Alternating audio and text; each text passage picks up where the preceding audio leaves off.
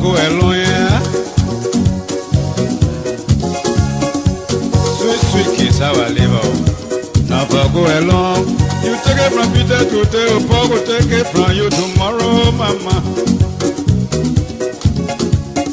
Sweet, sweet, living is sweet, oh, where the rich or poor. Why not pray for a long fellow?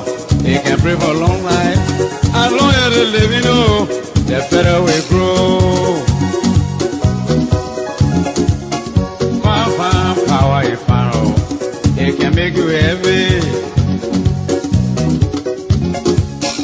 It's just like a brook, you know, it way to capsize. Sweet, sweet kiss our liver. Not for go alone. You must be can eat it, or a picture can eat it. Kiss our oh, sweet kiss our oh. Not for go alone. You take it from Peter today, oh, Paul will take it from you tomorrow, mama. You take it from Mary today, oh, mother will take it from you tomorrow. Fine, oh, by your fine, may your fever. Well, people do to you, you dare to cry. Had enough for one person, oh, it's a matter of time.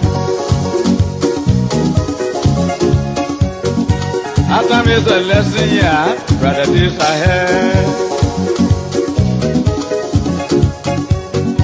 Sweet kiss our liver, not for go alone, mama. Human being can eat it, oh, the deer can eat it. Ah, good our liver.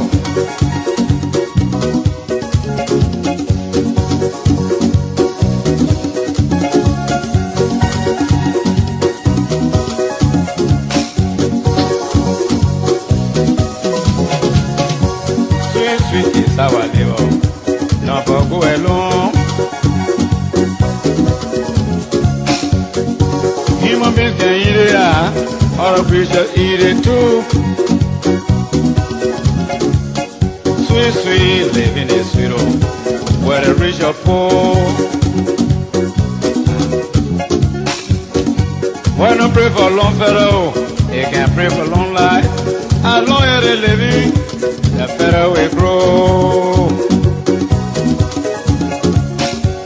You take it from Mary today, oh, Mary will take it from you tomorrow, mama. Hey. You take it from Peter today, oh, Paul will take it from you tomorrow. Fine, power is fine, oh, it can make you heavy. Looking like a crook, you know, a way to capsize. Ah, Kesavalio, Kesavalia, ah, Kesavalia, mama, don't for go alone. Why not pray for long fellow? It can make you heavy. It's just like a brook, you know, a way to capsize. Sweet, sweet kiss our liver, not for go alone. Human being can eat it, or a creature can eat it. Kiss our liver,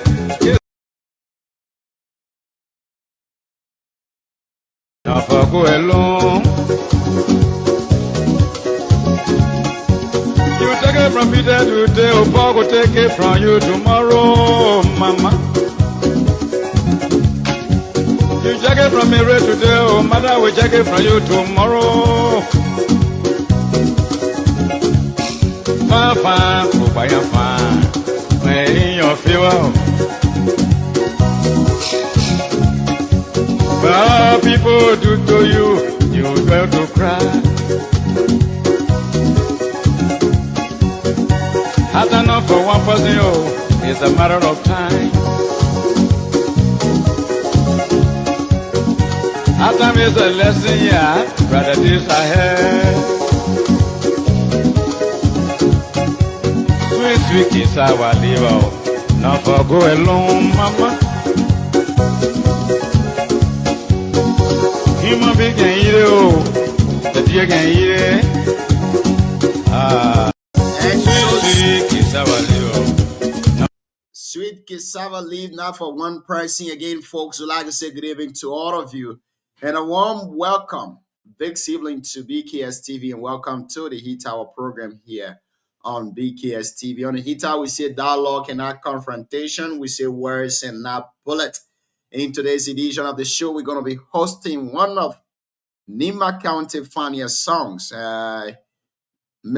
Bob Yenwan Kato will be our guest tonight on the show. He serves as the Deputy Director General for Administration at the National Food Assistance Agency in Liberia. Bob Kato is going to be our guest here tonight on the show. But as always, we go for latest happening in the country. Bring you latest happening in the country before we bring our panelists on here the show. President Joseph Yuma Boaka welcomes landmark oil agreement with Total Energies commits to legislative ratification. Today, the President of the Republic of Liberia, His Excellency Joseph Yuma Boakai Sr., has hailed the signing of landmark production sharing contracts between the Liberia Petroleum Regulation Authority and French energy giant Total Energies, describing the move as historic breakthrough for the country's oil and gas sector. The agreement, which cover 4 offshore blocks in Liberia Basin, are expected to end a decade-long pause in Liberia petroleum activities and position the nation back on the global oil and gas map. And of course, from District 5 to Monrovia, the capital of Liberia, a son of District Number 5, an attorney at law, Elijah Suya, wrote today on his Facebook page about the case between the National Election Commission, Mandi Wogbe, and Mr. Koto Kwagu, representative elect of Electoral District 5. He gave his opinion on the case and how far is the case. We will be discussing that a little bit here today on the show. And of course, a couple of things happened today in Liberia from District 42 to Monrovia, Liberia. From District number 4 to Monrovia, Liberia, represented Marcia Clarice 5 VP role in petroleum price restructuring amidst ability claims. The District 4 representative of Nima County, Honorable Ernest Marcier, has broken his silence on the recent political storm between Vice President Jeremiah Kpankong and Nima County District 7 lawmaker Musa Hassan Beliti over allegations that the Vice President is targeting Beliti's political career and business interests. For weeks, the rift among top Nima political figures has dominated news headlines, while Senator Samuel Koga's concerns have been described by Representative Marcia as personal and local, rooted in the just ended District 5 by-election. Ability accusation according to Marcia touch both personal and national grounds, particularly the restructuring of petroleum product prices. Representative Marcia referenced a June 30 communication by Magibi Senator Emmanuel Nukwe, who alarmed the Liberian Senate about irregularities in the petroleum price structure. We're also going to be bringing you more details about Vic's story as the show continues here today. Again, folks, would like to say welcome to the show this evening, all of you. Tell us where you're joining us from this evening, your location, and let's recognize you on the show. A few of our guys are already on the show following. Siliki Torre, as always, Siliki is here. Siliki, good evening to you. How you doing? Emmanuel Flomo, he said, good evening, family. Emmanuel, how you doing, my brother? Welcome to the show this evening. Aloysius Alexander Tain Jr., also following the show this evening from Canada. Aloysius, good evening to you and welcome to the show here, Vic Sealy. Again, folks, like we said today, Mr. Bob Yenua Kato, the Deputy Director General for Administration at the National Food Assistance Agency, will be our guest tonight on the show. And we are anticipating a very, very, very uh, fantastic interaction with him here tonight on the show. Justin Gonton Samuel, he say, hello, brother. Following up from Ganta. Justin, how you doing this evening? Alex Elgman watching us from Monrovia, Liberia. Alex, good evening to you and welcome to the show this evening. How you doing, Chief? So I think Shadrach is in the back. Let's try to bring Shadrach on shortly. I let's bring Shadrach on.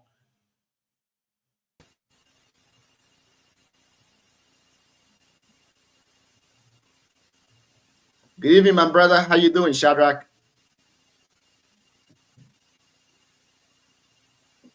Shadrach, are you there? Shadrach, are you there, Shadrach? I'm not hearing you. If you are hearing me, I beg you try to work on your mic. I am not hearing you, Chief. I am not hearing you, Shadrach. I don't know what is happening to your mic again this evening, but I am not hearing you. Let's go for this break. When we come back, we will dive into today's discussion. Jan Dupa. Let's feature Jan Dupa on the show this evening. One of Nima County traditional artists, Jan Dupa. Let's feature him on the show. He has a song called Zay. Yeah, I think we need to go for it. Alfonso S.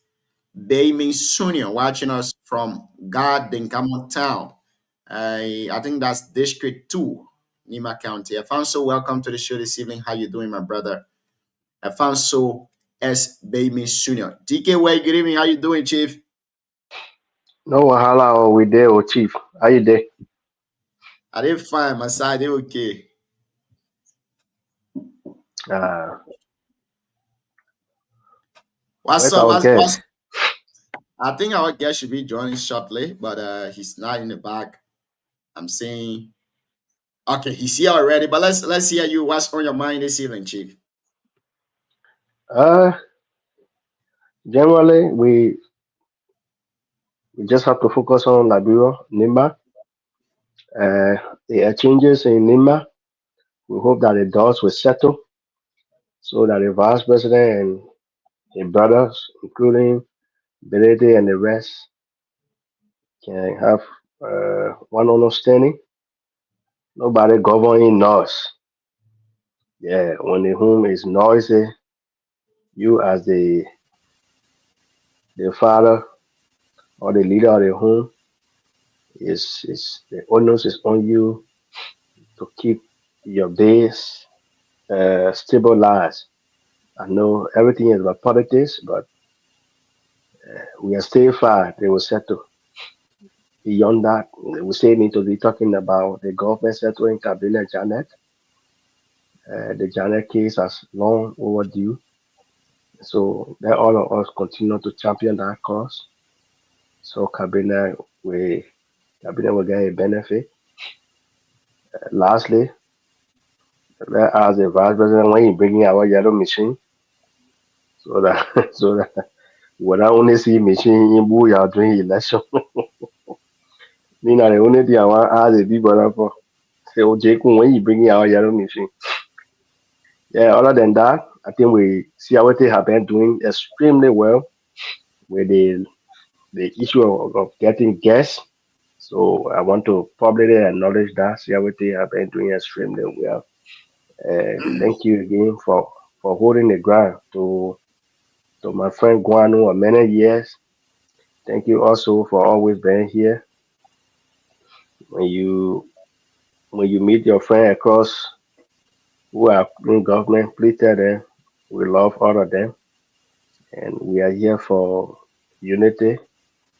We are here for oneness. Lorena, what kind of lie is that?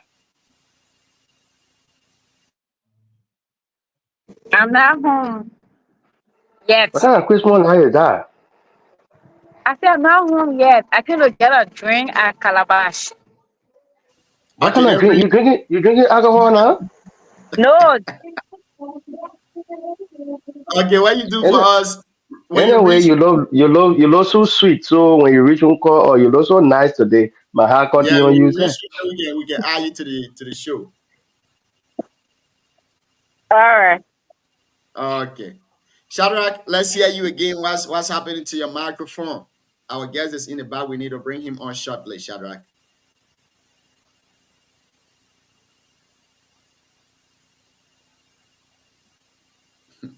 The other LTA man slash RT man. That problem we find with him. You working to LTA. You also an RT personnel in your network giving problem. Comrade Honorable Bob Yinwa Kato. How you doing this evening, my chief?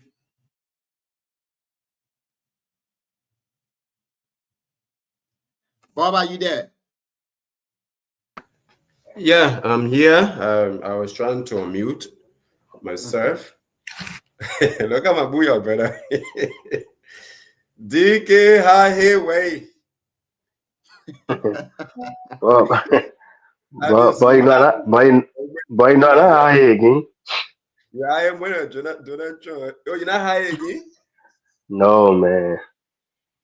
Yeah, but it's good to see you. It's good to come and to be on your show tonight. And I hope we have a fruitful conversation.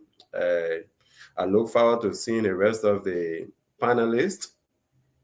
And I hope we can have a better time together tonight. Thank you, Bob. I mean, it's been a while. We've not been seeing you. For me personally, I've not been seeing you. It's been a very, very long time. But it's good having you on the show here again tonight, Chief. Thank you very much. Thank you very much. I look forward to a very fruitful conversation, like I said. How have you been? You know, the guys in Nima have given you and Alfonso Cotto the new statement. How is it like with you? You know, statement.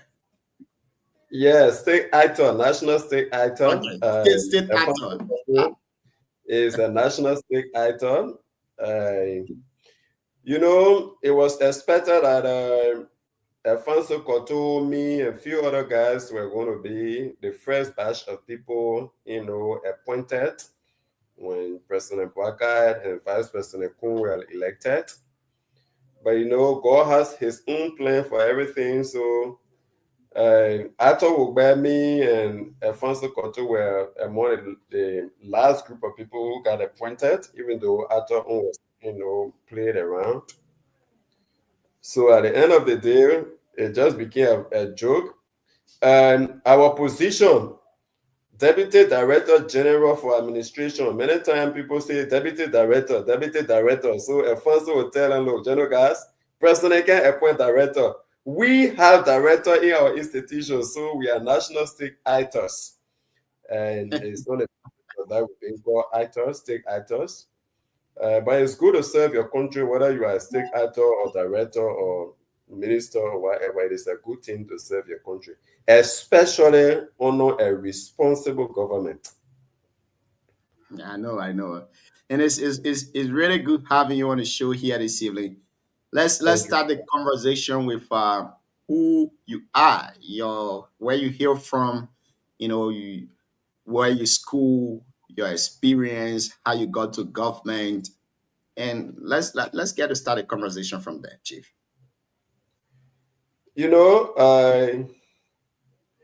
I'm Bob Cato, Bob Yinua Cato. I started my primary schooling in Zuatu town, in Zuatu Catholic School. By the way, my mother hailed from Buenkuda. I was raised by a single mother, one of 5 children, the only male of 4 or 5 children, 4 sisters and myself, raised by our mother. My father, Peter B. Ria, is from Yaoman Play.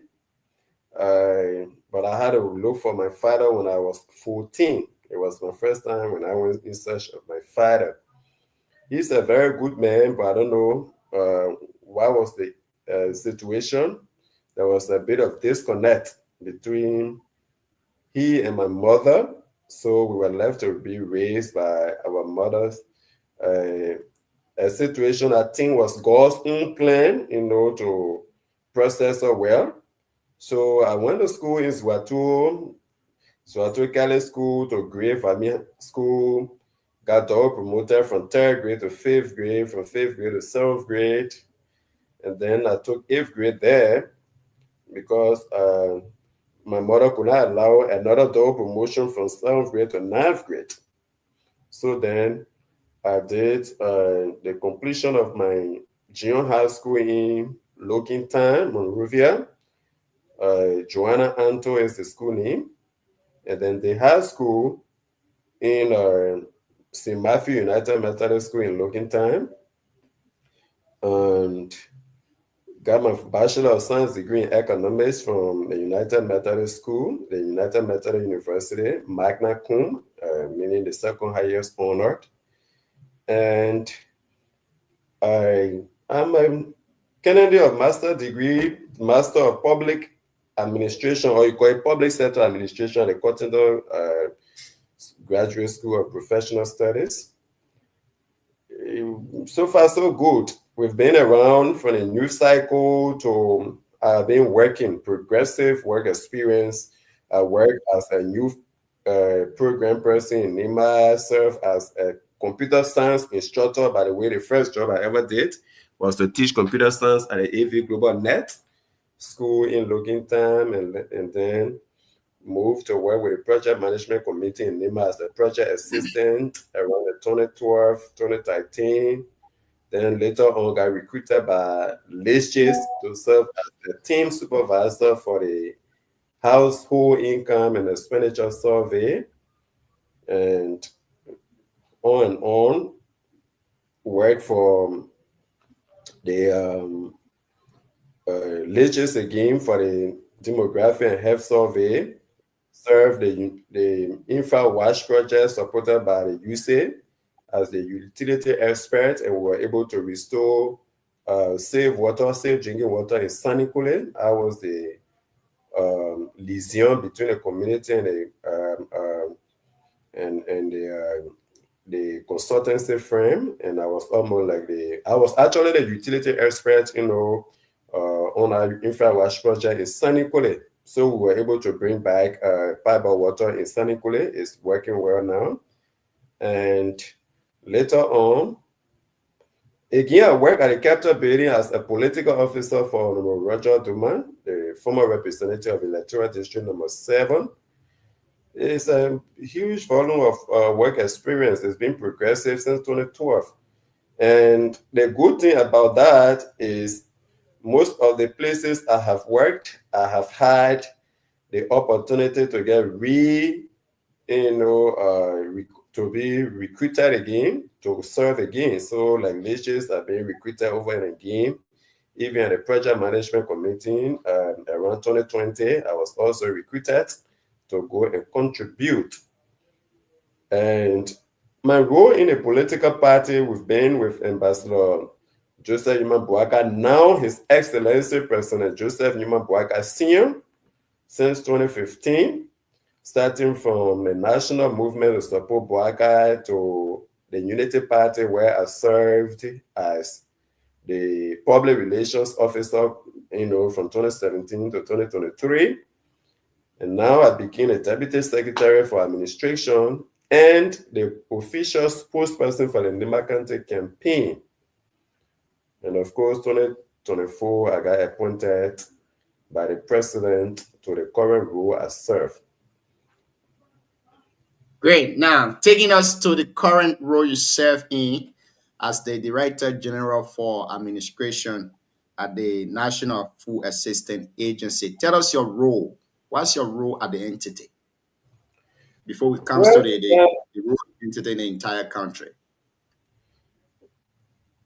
The role of deputy for administration, whether you are deputy managing director or deputy minister or deputy director general, is just simply to supervise the procurement, finance, human resource management, and basically the administrative handling of the institution to ensure operational efficiency.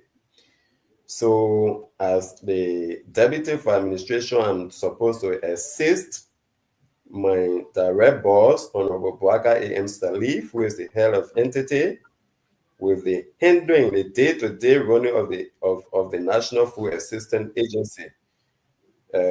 Communication also fall in my purview. So there are different units in the National Food Assistance Agency, and basically those are the fulcrums of the day-to-day of the institution. So that's the basic oversight responsibility I have as a Deputy for Administration. So, what's the role of the National Food Agency in the country? What's their role? What role do you guys play in Liberia? You know, National Food Assistance Agency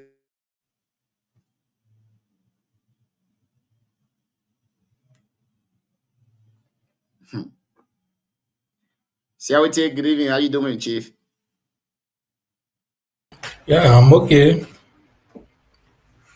Yeah, I think our guest is about to experience some terrible network situation. I don't know. Shadrach, are you there? Sajwa, I think you have to put a guest in the bag and bring him back.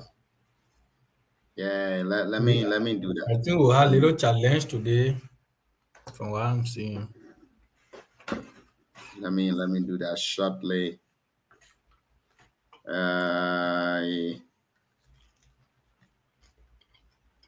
Let me see what is going on here. Yeah, Siawete, you can contact him to rejoin the studio. Let's see.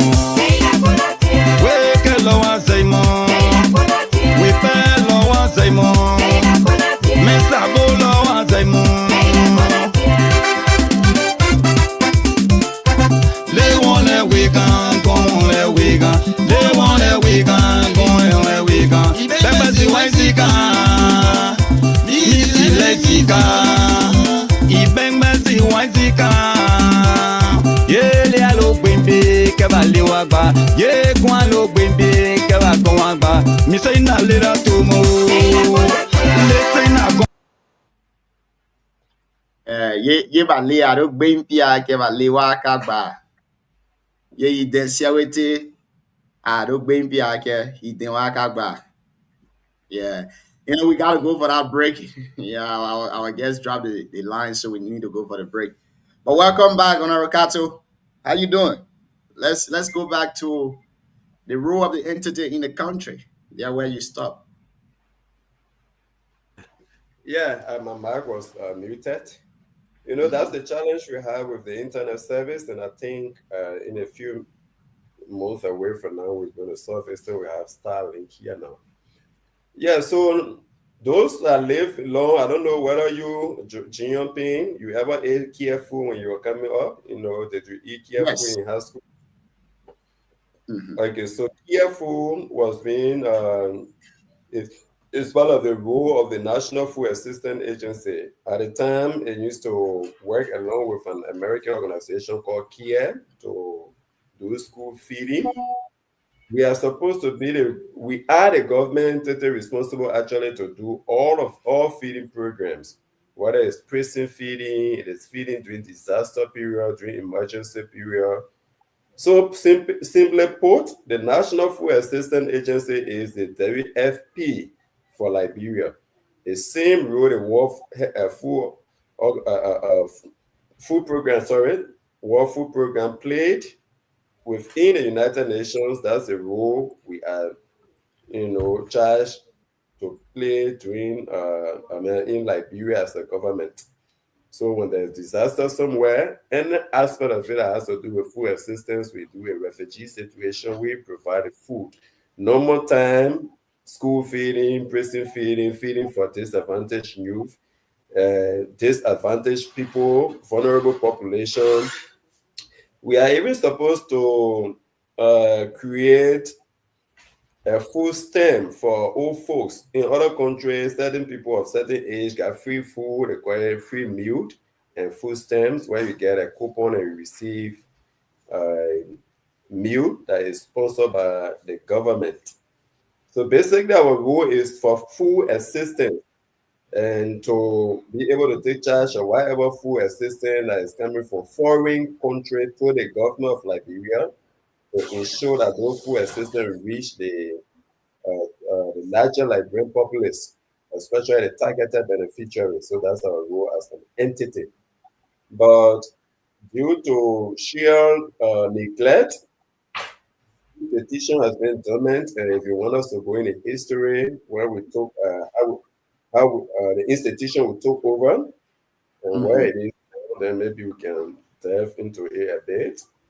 Okay, let's go there. Let's know your challenges and what have been your success stories so far since you guys took over. I firstly want to give you the history of where we took over from. Okay.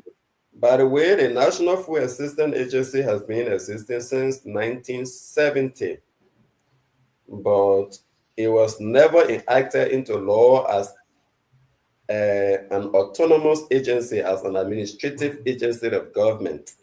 It has been operating on executive order. Now, what executive order means is the lifespan of an executive order is just 1 year. So when one president comes, he passes an executive order. If another president comes and chooses not to issue another executive order, it means the entity will have no functionality for that period until another president comes and issue an executive order. So it didn't have that sustainable planning, mechanism, because you cannot make a long-term plan for an institution that is operating just for a year. And you are not too sure whether it will be renewed. So that is it, and we have made progress. For the past 1 year plus, we've been at an entity. We've managed to ensure that the National Food Assistance Agency is enacted into law. Is now signed by the president, and our act has been published. But before we even went there, we took over as an institution that had no office. We just got appointed, 3 of us, 3 presidential appointees sitting in one room, being around a table. I'm not calling it a desk. We were seated around one single table at the Ministry of Public Works when we took over, where our predecessors were. And we thought, I particularly being the administrator of the entity, thought it was not important, along with our boss, who is the head of entity who provided the guidance. Our boss felt that, look, this entity cannot work in a kind of environment. To achieve anything as an institution, we should first. Can I continue? Yeah, go ahead.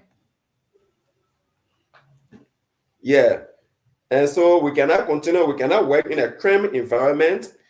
We had a 2 office space at the Ministry of Public Works. Thanks to the Ministry of Public Works for, first of all, allowing us to be, at our place when we took over. So almost on the 8 staff we had in one room, and the 3 presidential appointees in one room with our comptroller seated in the other corner. So it was not a suitable environment to work. So our first challenge is to have an office space. But how do you secure an office space? We took over an entity, no budget line for goods and service. The budget for the entire year was $124,000 for only compensation of employees. And so, and the frustrating thing, Junior, is all of the staff at the entity when we took over, they were taking $150 across the board. Security, controller, human resource director, whatever your position, monitor, senior inspectors, every single person in the entity across the board making 150 United States dollars. So there were too many issues. We want to solve the issue about salary. We want to solve the issue about getting goods and service, at least to get 1 cent to buy impaired. We want to have an office space. And if you get an office space, you need logistics, you need equipment, you need office furniture. But again, we were not, complacent. We were not angry. There was no logistics. But we keep moving around, being away from one place to another. And by the grace of God, we were able to take people building on Sepe. We took the building on Sepe, one Councillor Jones. We talked to him. He gave for his building. And then we wrote a proposal to UNDP begging for office furniture. And we did all of what we could in terms of meeting their standard. And UNDP supplied us furniture, office furniture, equipment in a tomb of 65,000 United States dollars, molding equipment with a 20 kVA generator. And then we start engaging all of the stakeholders, the Civil Service Agency, the Ministry of Finance and Development Planning, and all actors to see the possibility of having money in a budget for goods and service, and also increasing the budget so that our staff can be able to get the benefit that befit their portfolio and their employment grade. Now, in government, there is something called employment grade. Employment grade is, in the employment grade, there is payment scheme that they say the payment range from 1 to 10, meaning the minimum is $500, for example, for a particular position, and the maximum is $1,000 for a particular position. So somebody who is supposed to be making a minimum of $500 was still making $150 in my entity, and we could not do anything because there was no money. So we make a stronger case, met with all of the Minister of Finance from Baka Kamaratam up to Anthony Myers. But we didn't make much success until Augustine Gafon came, and we met him. We make a case. You're not meeting a man with a money and say, oh, we need this. So you must make a compelling case. Why, among all other institutions, you must get money? And how is that going to impact the livelihood of the people owing to the scarcity and the limitation of money and all of that? So we had to convince them, and the next bottleneck was, you are operating on exactly order. Why do we increase your budget? Why do we do this? Why do we do that? But we were still able to get a success story by getting additional funding. And then my next step was to make sure that we reclassify the positions of some of the staff that are there, and then develop a TOR and standardize it. Now, people working, they don't know what they're working for. People wake up from their house, tell their wife and children, I'm going to work. But they go, they don't know what to do because nothing on the paper to say this is what you're supposed to do. Do you know, I'm telling you, people, in the entire entity when we took over, no TOR for any of the staff. People have title, whether they go and just say the whole day, no TOR, no terms of reference to say this is your do's and this is your don'ts. And this is the person you report to. This is what is expected of you. Absolutely nothing. So what we did was some of the positions that were not essential to the function of the entity, we try to reclassify it along with the Civil Service Agency. So we wrote the Civil Service Agency, we participated in what they call manpower planning. We make a case, and then they saw the need. My team and I, the HR and myself, developed a term of reference for all of the positions. We developed an organogram and all of that. And Civil Service standardized that. And then we reclassify our staff. We recruited additional staff because by then we've already had, the Ministry of Finance have already given us some budget now for salary. And they have given us money also for goods and service in this year budget.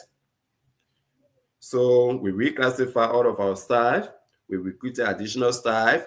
And the minimum, the least a staff make at the National Food Assistance Agency today is $200 United States. That's the least.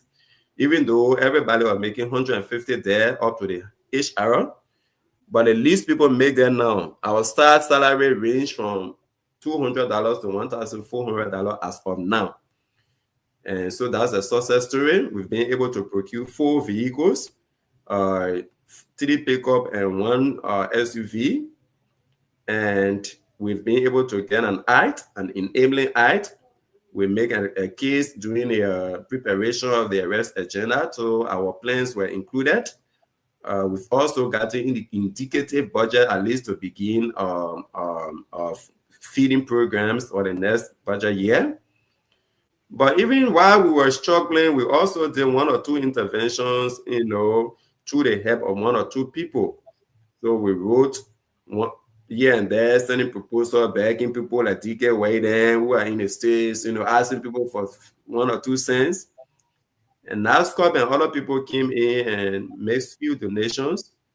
So we were able to also reach out, providing feeding to the prison, the Central Prison, Monrovia, providing feeding in Kakata to the Central Prison, going to Bombing Hospital, providing feeding to the hospital in Bombing County, and doing sporadic feeding in Monrovia, to small targeted groups over the period. So far, so good. That's where we are. And I think from where we came from as an entity that has been dormant, I think right now the National Food Assistance Agency is on the verge of resuscitation. We have a functional Facebook page, National Food Assistance Agency. You can check in real time to see our activity. We also established a functional website. Okay, it's called nfaa.gov.lr.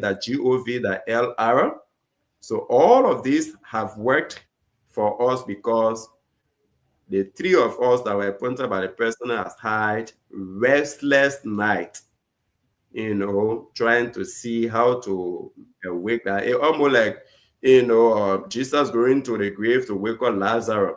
National Food Assistance Agency was almost not Lazarus, right? I got Lazarus, right? Lazarus, yes. Jesus. Lazarus, Yes. Lazarus, yes. So that what happened? In our case, National Food Assistance Agency was actually like Lazarus there for 3 days, and they say, okay, Baka Salif and your children, you're going to wake it up. And we can tell you, National Food Assistance Agency is alive. Great. That's a really good success story. I'm really proud of you guys. I'm really proud of you and your team.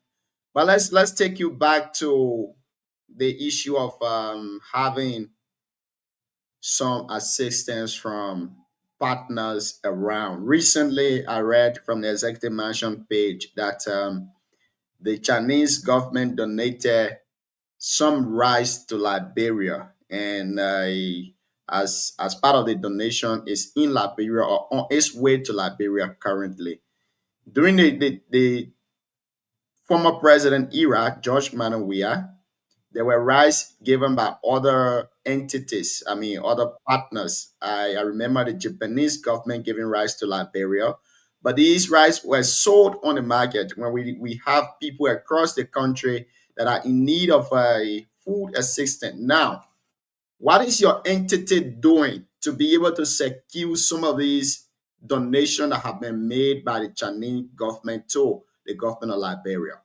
Will this be turned over to you guys, or this will be the same old era of the George Manuel Weah where the rice were sold on the market? So our understanding from the meeting we had with the Minister of Foreign Affairs a month ago is some of the rice come in with a special, instruction and special arrangement. So we cannot say whether it come into, because sometimes, like the Japanese bread, for example, is sent as a financial support, but it can to be sold and then the money used for certain specific, targeted programs. But the Chinese rice, we cannot say what's going to happen. The Minister of Foreign Affairs is out at the United Nations General Assembly along with the president. But what I can say to you, it will have a role to play as the National Food Assistance Agency. That's our role now. We were not here, but we're here. And I know they know we are here. So we will have a role to play. That's good.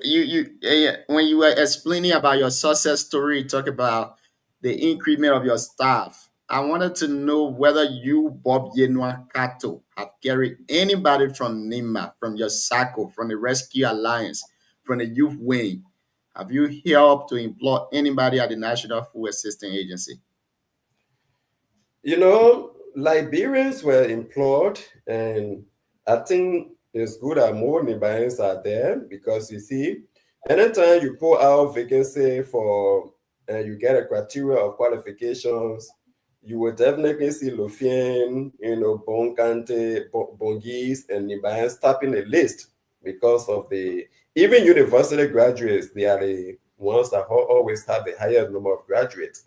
So yes, Nimba are there. For example, we needed someone with master's degree to be a procurement analyst, and the only person who was suited for that position was Kangala Batua.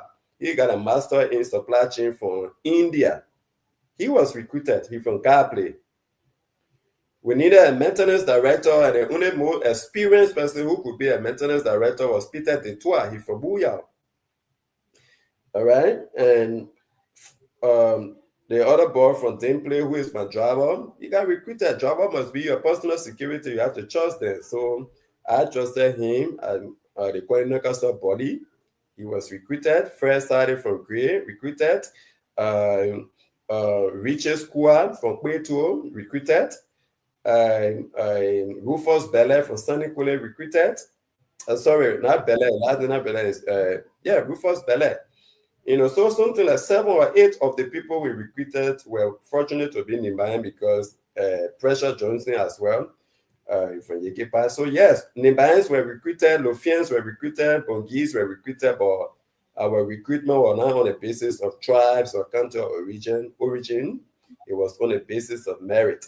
And I think, fortunately for Nimbayans who applied, they were, ranked high because I was not even on the pioneer.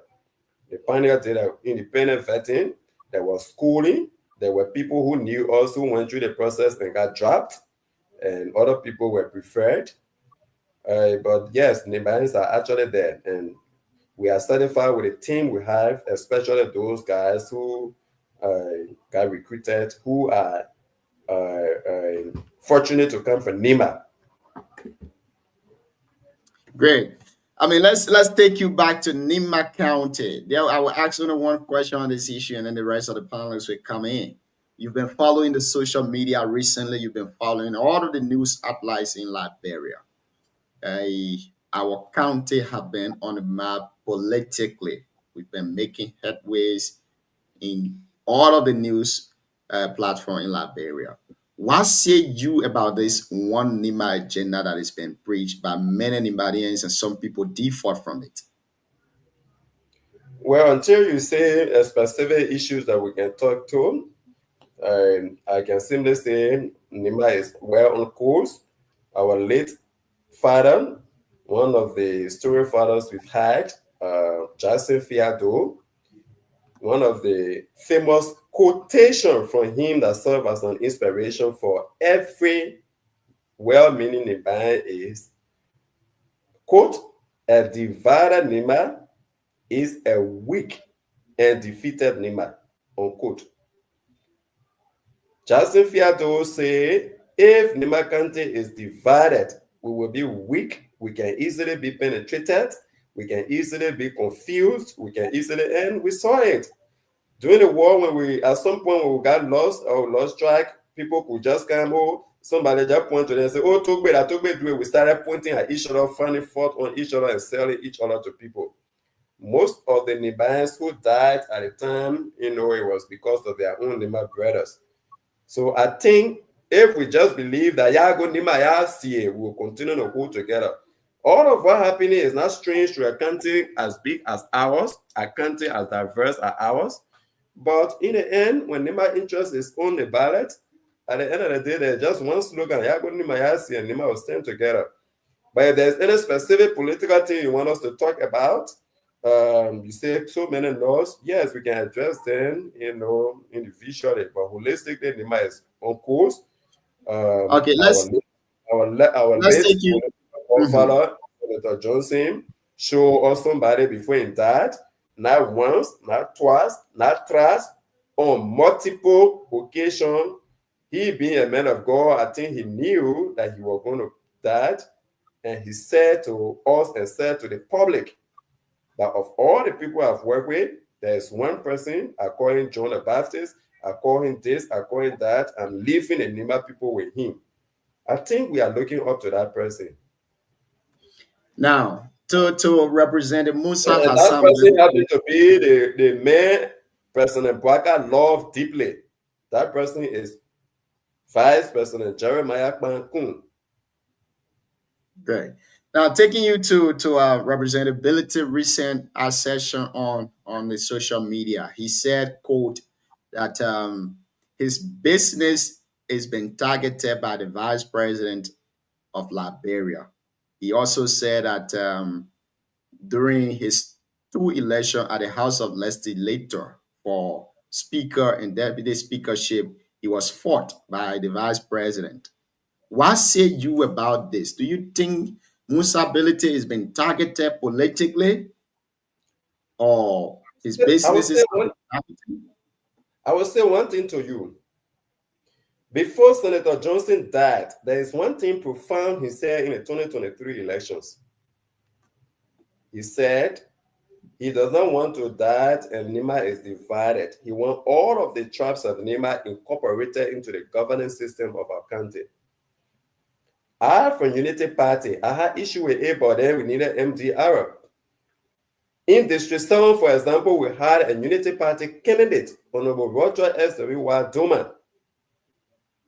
And Senator Johnson said, we need a Mandingo person in the Nima County leadership. We said, but Senator, you can carry Mandingo men to the county administration. By that time, one Pakruma was still in the county administration and said, no, we need balance in the county. So, in Cyclopia, they refused to lift the hand of Honorable Roger S.W. Duma when they launched a campaign. We bitterly resisted that. They said they were going to lift a hand in ban. During the campaign launching ban, I don't know whether CLT were not on the ground, but you can follow the reality.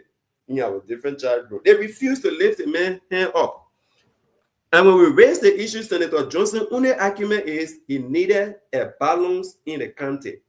When I mean they, I mean Senator Jeremiah Kun then, Vice President Kun today, and Senator Prince Johnson. Then the election ended. When election ended, all of the representatives are Manuel Q and Mandingo, and they are all men. The party chairman of the Unity Party, Nima County Chairman Nelson Bianga, has been earmarked to be superintendent of the county. He has been earmarked to be superintendent, and that's the only position he wanted. But as part of the Nima Unity agenda, the one Nima agenda, the Nima Unity for Nima Development agenda, Senator Johnson and Senator and Vice President Kun, at the time, Vice President-elect Kun called Nelson. I was in that meeting. Quintus Duma, one of your panelists, were in that meeting.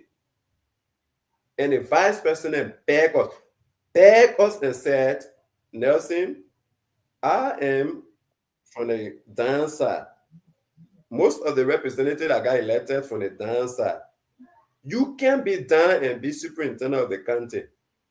And by that time, Senator Nyantoye has not been elected. So let's bring a man person to be a senator. We can give you another, to be a superintendent, we can give you another job. Nelson was really angry until I had to end up talking to Nelson Bianga. You can call him anytime, at the end of the day. Then our question is, okay, we bring in a man person, but who that man person can be? Then the next thing is, let it be a female to balance power in the county. All the representatives are male. We need a man person to be a superintendent. Senator Johnson, who is a senator, is a down person. But let a man person be a woman so we can get a balance of power. They got a man person. Now, Odisha Dolo, Maurice Bonagbese, and all of the leadership of the Unity Party, including Diamond Prince, all of them wanted position in the country.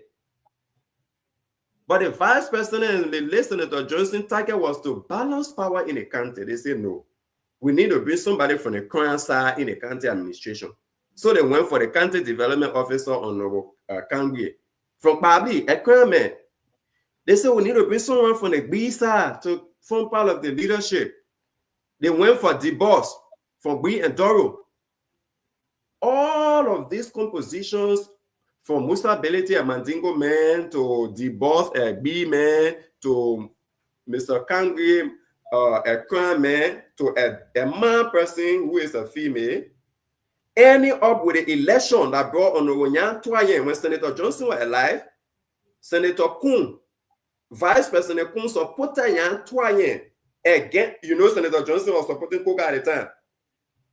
And Vice President Kun supported Yan Twayen because he wanted a balance in the country. One man, one down at the Senate. The moment Senator Johnson died, then he said, no, we already have Yan Twayen as a minor president, so we still have to balance. So all of the balancing of power in the country is all part of the overall plan by Vice President Jeremiah Kun to see stability in the country. Now, on the issue of price, hey, my brother, look at the price of gas today across the country. Not only that we have not had a rice shortage or a gas shortage, but the price is stable. When we talk about the price of gas was $850. Now in Ghana it's $770. I saw it just over the weekend when I left from there. You can only reduce the price when things the storage fee that government has control over is reduced.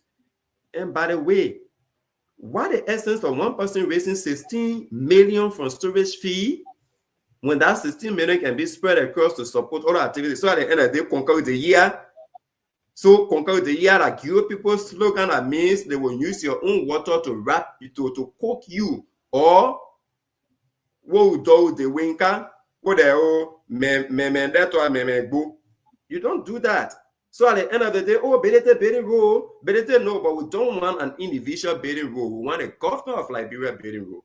And that money can be generated through all of these sources, especially knowing that you say have withdrew or support from Liberia. The government is looking at all of the loopholes, closing it up. And you know that the president just came up with a position statement that all our own government should be able to pay tax on our property. Mm-hmm. We get up to October. So we will bring that one to Jeremiah Kun. These are austerity measures to identify sources of income to support the arrest agenda for inclusive development. Gone are those days when one man will get money and buy the whole time. Man goes to back out for the other person, back out for the other person. At the end of the day, we realize that the very money that you deciding how to use is for the people. That money can be used to take care of the pregnant woman in Butuo. It can be used to open road and watch out 2026. See the kind of development that coming. Let the 285 pieces of yellow machine touch on ground. We're not going to be depending on one man to carry a yellow machine somewhere, and when somebody may use very haul or and carry back. So I'm saying that is not a target to any basis. Honorable Musa Hassan Belete is not the only person affected by this plan. The rice importers themselves have come to the realization that they were exploiting the Liberian people. The cement importer are the next. They get flour importers. They get different commodities. Even we in government, other than president asking us to be able to pay tax on our property, even those that did not declare assets, you know that some of them 2-3 months now they pay, the government score their money. They see people the president appointed. Those who refuse to declare assets, you know that the president was taking their money and that the money now they're using to buy chairs in schools. So gone are the days when one human being will think that, oh, they targeting me. You see, I'm my host, I said it so. are supposed to pay the tax of on their property before the end of this month. Before the end of October. I'm not targeted at how it's supposed to be. No, government won't be. I will not pay. Liberians, we are not used to paying tax. But Liberia, the storage fee is higher than all the other countries around us. Sierra Leone, right here. There's no way you will charge 35 cents. 35 cents. My brother, 35 cents by the metric tons of gas that come here. And this is not a business that you reinvesting all the time. It's a one-time investment in a storage. People can put a gas, they take it off. They put gas, they take it off. 13 years of investment, you have made multiple profit on it. It is time now to give back to your country. So the government has not done anything wrong. It is not targeting of any individual because Honorable Musa Hassan Belete is not the only importer. He's not even the only owner of tank fund. Connect had a tank fund, and one or two other groups have a tank fund. And beyond that, there are other austerity measures that have been taken that are affecting even those of our government and other business people. And Liberians are appreciating it. The international community is appreciating it. But Musa Belete becoming a representative of NIMA is part of the overall plan by the very Jeremiah Kun that if you hit him today and Senator Johnson to make sure that NIMA is united. And that's Thank why. you. Now, taking still in NIMA, you serve on the Project Management Committee, PMC. And I want to know, how did you guys used to come up with a project in the county to say we are undertaking this project? And what were the difference between government project and also the NIMA people project, that money that's supposed to be used on NIMA project, the social development fund, the county social development fund? How was it spent during your term as on the PMC?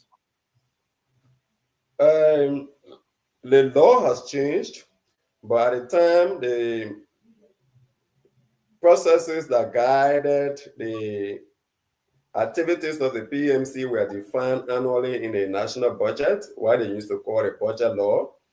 Every fiscal year budget has a part of it, Section 9, that tells you the composition of the PMC, the election and the tenure of the PMC, their function, that is called a mandate, and the overall management of the Social and County Development Fund. We now have the Local Government Act, which has changed that. But when we were there, the procurement law has not changed. The public financial management law has not changed. These were the guiding principles to how contracts were awarded. Every contract we awarded in that place was as far as I knew as a project assistant, to the extent of my limitation. At the time, it was advertised, people bid it, and it was interesting to know that at least when I was there, we managed to make most of our bid opening public. It was televised. Online TV covered some of the bid opening we had, at least to ensure transparency. And in many cases, there were independent groups included on the bid evaluation panel to be able to identify the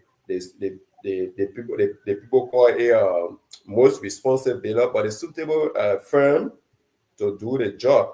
Unfortunately, we didn't have the robust supervision at the level of the superintendent and presidential appointee. So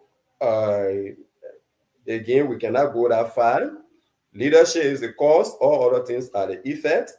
So yes, we did what we could at the PMC, ensuring that we identify the right vendors, but where the vendors feet put on fire to deliver is a question we all can answer. But I think there's a difference now. You see what Kowe is doing in the country, and that's what responsible government does. It starts from the head, it comes all the way to the bottom. Thank you. Let's welcome to the show, man. I resigned from the PMC. I'm not going to tell you the reason I resigned. Even Siawete resigned from the PMC. So why did you resign? Well, I told you, leadership is the cause, all other things are the effect. I think I knew too much to stay in such an environment where everything was about political party instead of the county, where everything was about red cap. I mean, it was not an environment of professionalism. You see, what is me? Lawrence White is not a Unity Party person. He played a key role. There are other stakeholders. It's about what you have to contribute to your county. I mean, we begin Nimbayan first before we begin a Baptist or Catholic or Methodist. We begin Nimbayan first before we begin Dan or Mano or Unity Party. Those are secondary things. If you have a particular capacity to contribute to your country, I think that is what matters. And you should be judged by your contribution. But that was not the case under the Munya government. So even those of us who saw Nima above everybody else, we were targeted.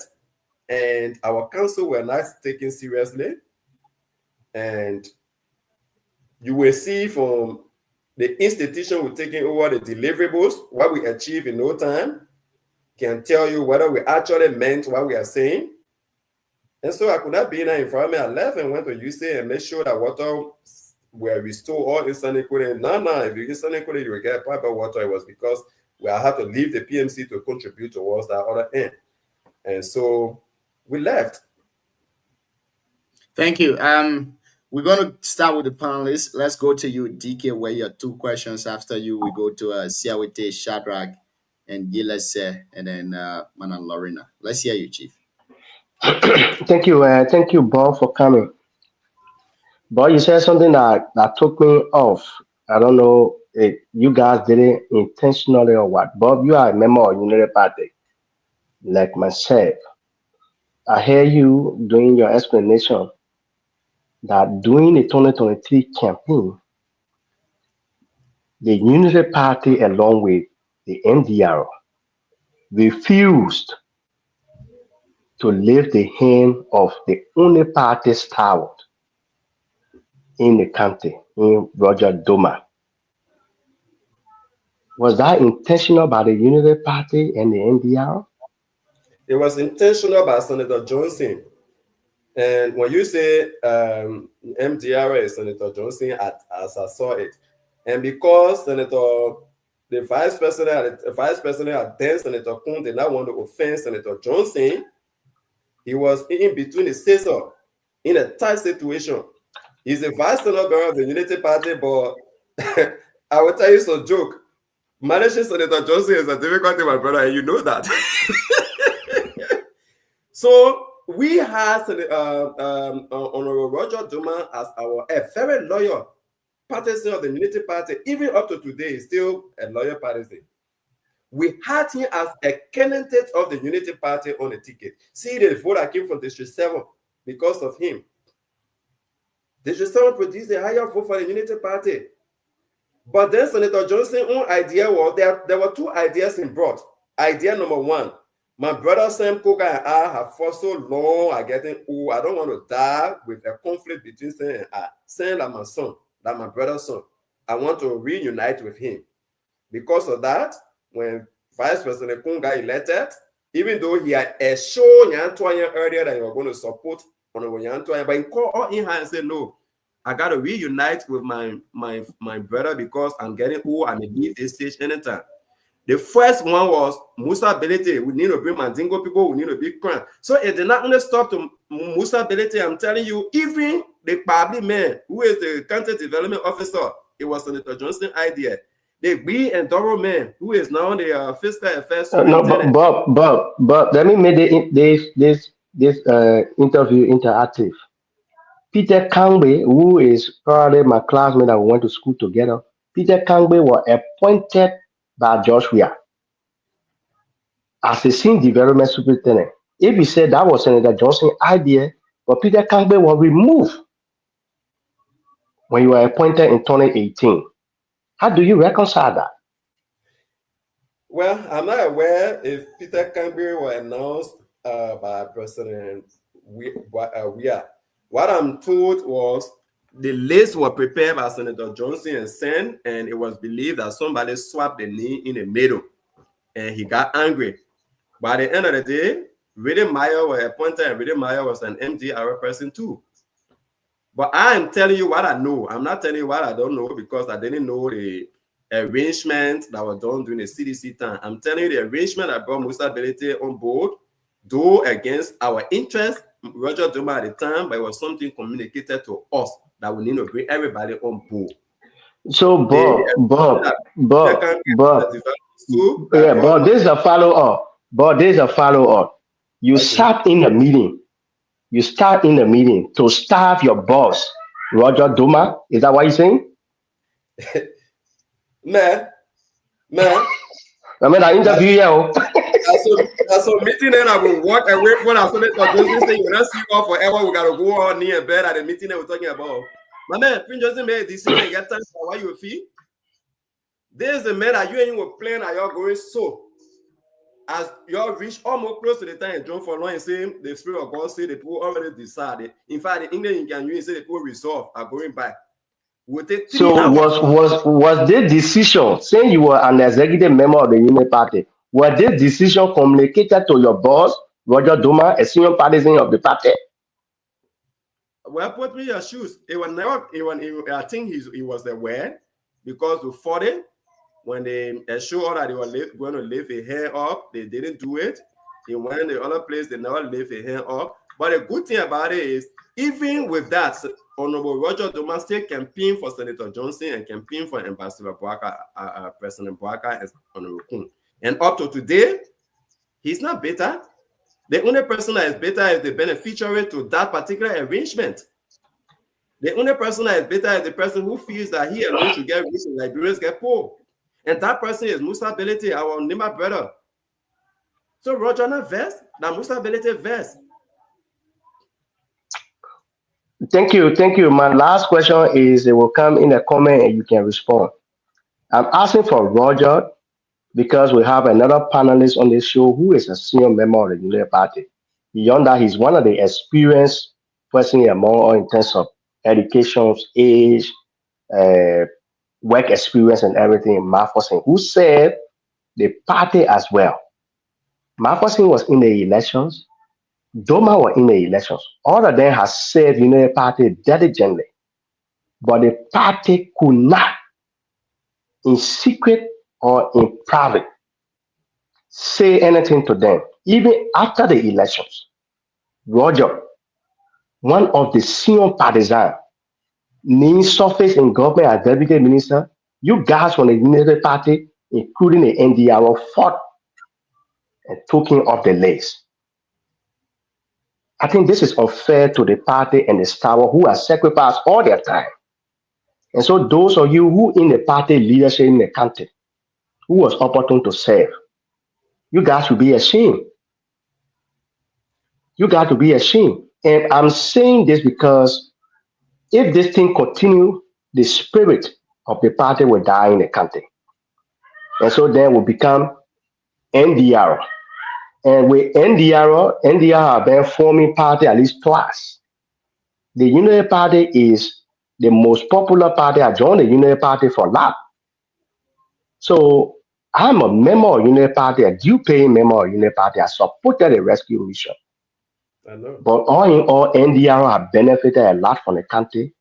And we from the Union Party, we are kept quiet. And so those are all who are away, who feel that nobody will come after all, we are not working, we need to voice it out. The treatment towards Roger and all the other parties that supported the Union Party have not been fair. If the Union Party leadership in the country go to a meeting, you guys need to voice this out on our behalf. Again, thank you for coming. You might not like my comment, but again, I'm a partisan. I agree with you, TK. Yeah, I agree with you 100%. You are right. And the good thing about it is Honorable Rogers Dariwa Doma, my former boss, is a man of God. He's aware that God's timing is the only thing that makes it beautiful. God makes it beautiful in his timing, and Dieu merci. Mais ye poya zemeda. Eto kakwa won sari ayido. The only frustrating thing is those who benefited, we crucify our own. Let me not pull myself out of it, right? We crucify our own. We orchestrated, the defeat of our own in a hope that we want to have a unified country. That in the end, the bigger picture was the first and the second. When Roger lost and the president win, Roger will still get something. That was the idea. But those who benefited from that arrangement are the ones who said they are in political mood swing. They want to be the one, they want to be that one, when they want to be the other one. They want to get you not do a good year, but you want to be something else. And because you want to be something else, even austerity measure that benefits the people, you see it as being targeted. It will matter which one being targeted, like we want to move forward. Me, the people say I will pay my tax on my horse. I'm not targeted. I will pay it. If I'm paying back, I will take action. People were asked to declare their asset in this country. Nobody felt targeted. Those who didn't declare it, they were punished. The country must move forward. Thank you, DK. Over to you now, see, I will take your 2 questions. Thank you, Junior. Good evening, Honorable Kato. Yeah, thank you, my dear brother. I mean, as a matter of fact, Bob is a personal friend, and now we are brothers. So on this platform, publicly, I must acknowledge that, and congratulations. I mean, that conflict of interest, man. That conflict of interest. You're not asking me. I question. DK, they make a more conflict of interest than you, my brother. You and I got to see man. Maybe they say that conflict of interest. So I won't bury that, DK. Because you told your own. few Nibians or few friends that I had I can vouch for anytime, anywhere, and the work that you are doing with your boss, like you said, as an experienced administrator, I've seen the work where you are taking NAFA from. And when I say my friend is the deputy director for NAFA again, I say, but we're not in Glasgow. I say, no, not Glasgow era there. So I mean, you have branded, your team have branded the institution, like you said, once you have a responsible government. But I just want to say in this public manner, thank you to your team. You are doing excellently well in the empowerment of professionals in your entity. So I think I'm one of the witness to that. So I try to acknowledge that on this platform. My question to you is just, for the public to understand, because most time people say there are duplication of functions, in Liberia. When the host asks you about the history and the statutory function of the organization, I wanted you to expand a little bit the difference between and the function between the difference between the disaster management and that of your institution. Because mind you, now from what I'm reading here, it shows that the president have signed your institution now it will be an I think autonomous agency now. So I want to know if you can help the public the statutory role of your institution in terms of disaster and that of the disaster management. Thank you. That's my first question. The good thing about it, I also got trained as a disaster expert before by the West African Disaster Preparedness Initiative. I did 2 programs of work. They call Oshahidi and Shahana in disaster management. I also did the U.S. Death Eventer. Look, disaster management is a coordinated team. It's not a one institution. You only have one institution taking the lead and everybody having a role to play. For example, when there's a fire disaster, the National Disaster Management does not go there without Liberian Fire Service. When there's a health disaster, health crisis, the National Disaster Management does not handle it without NFIL and the Ministry of Health.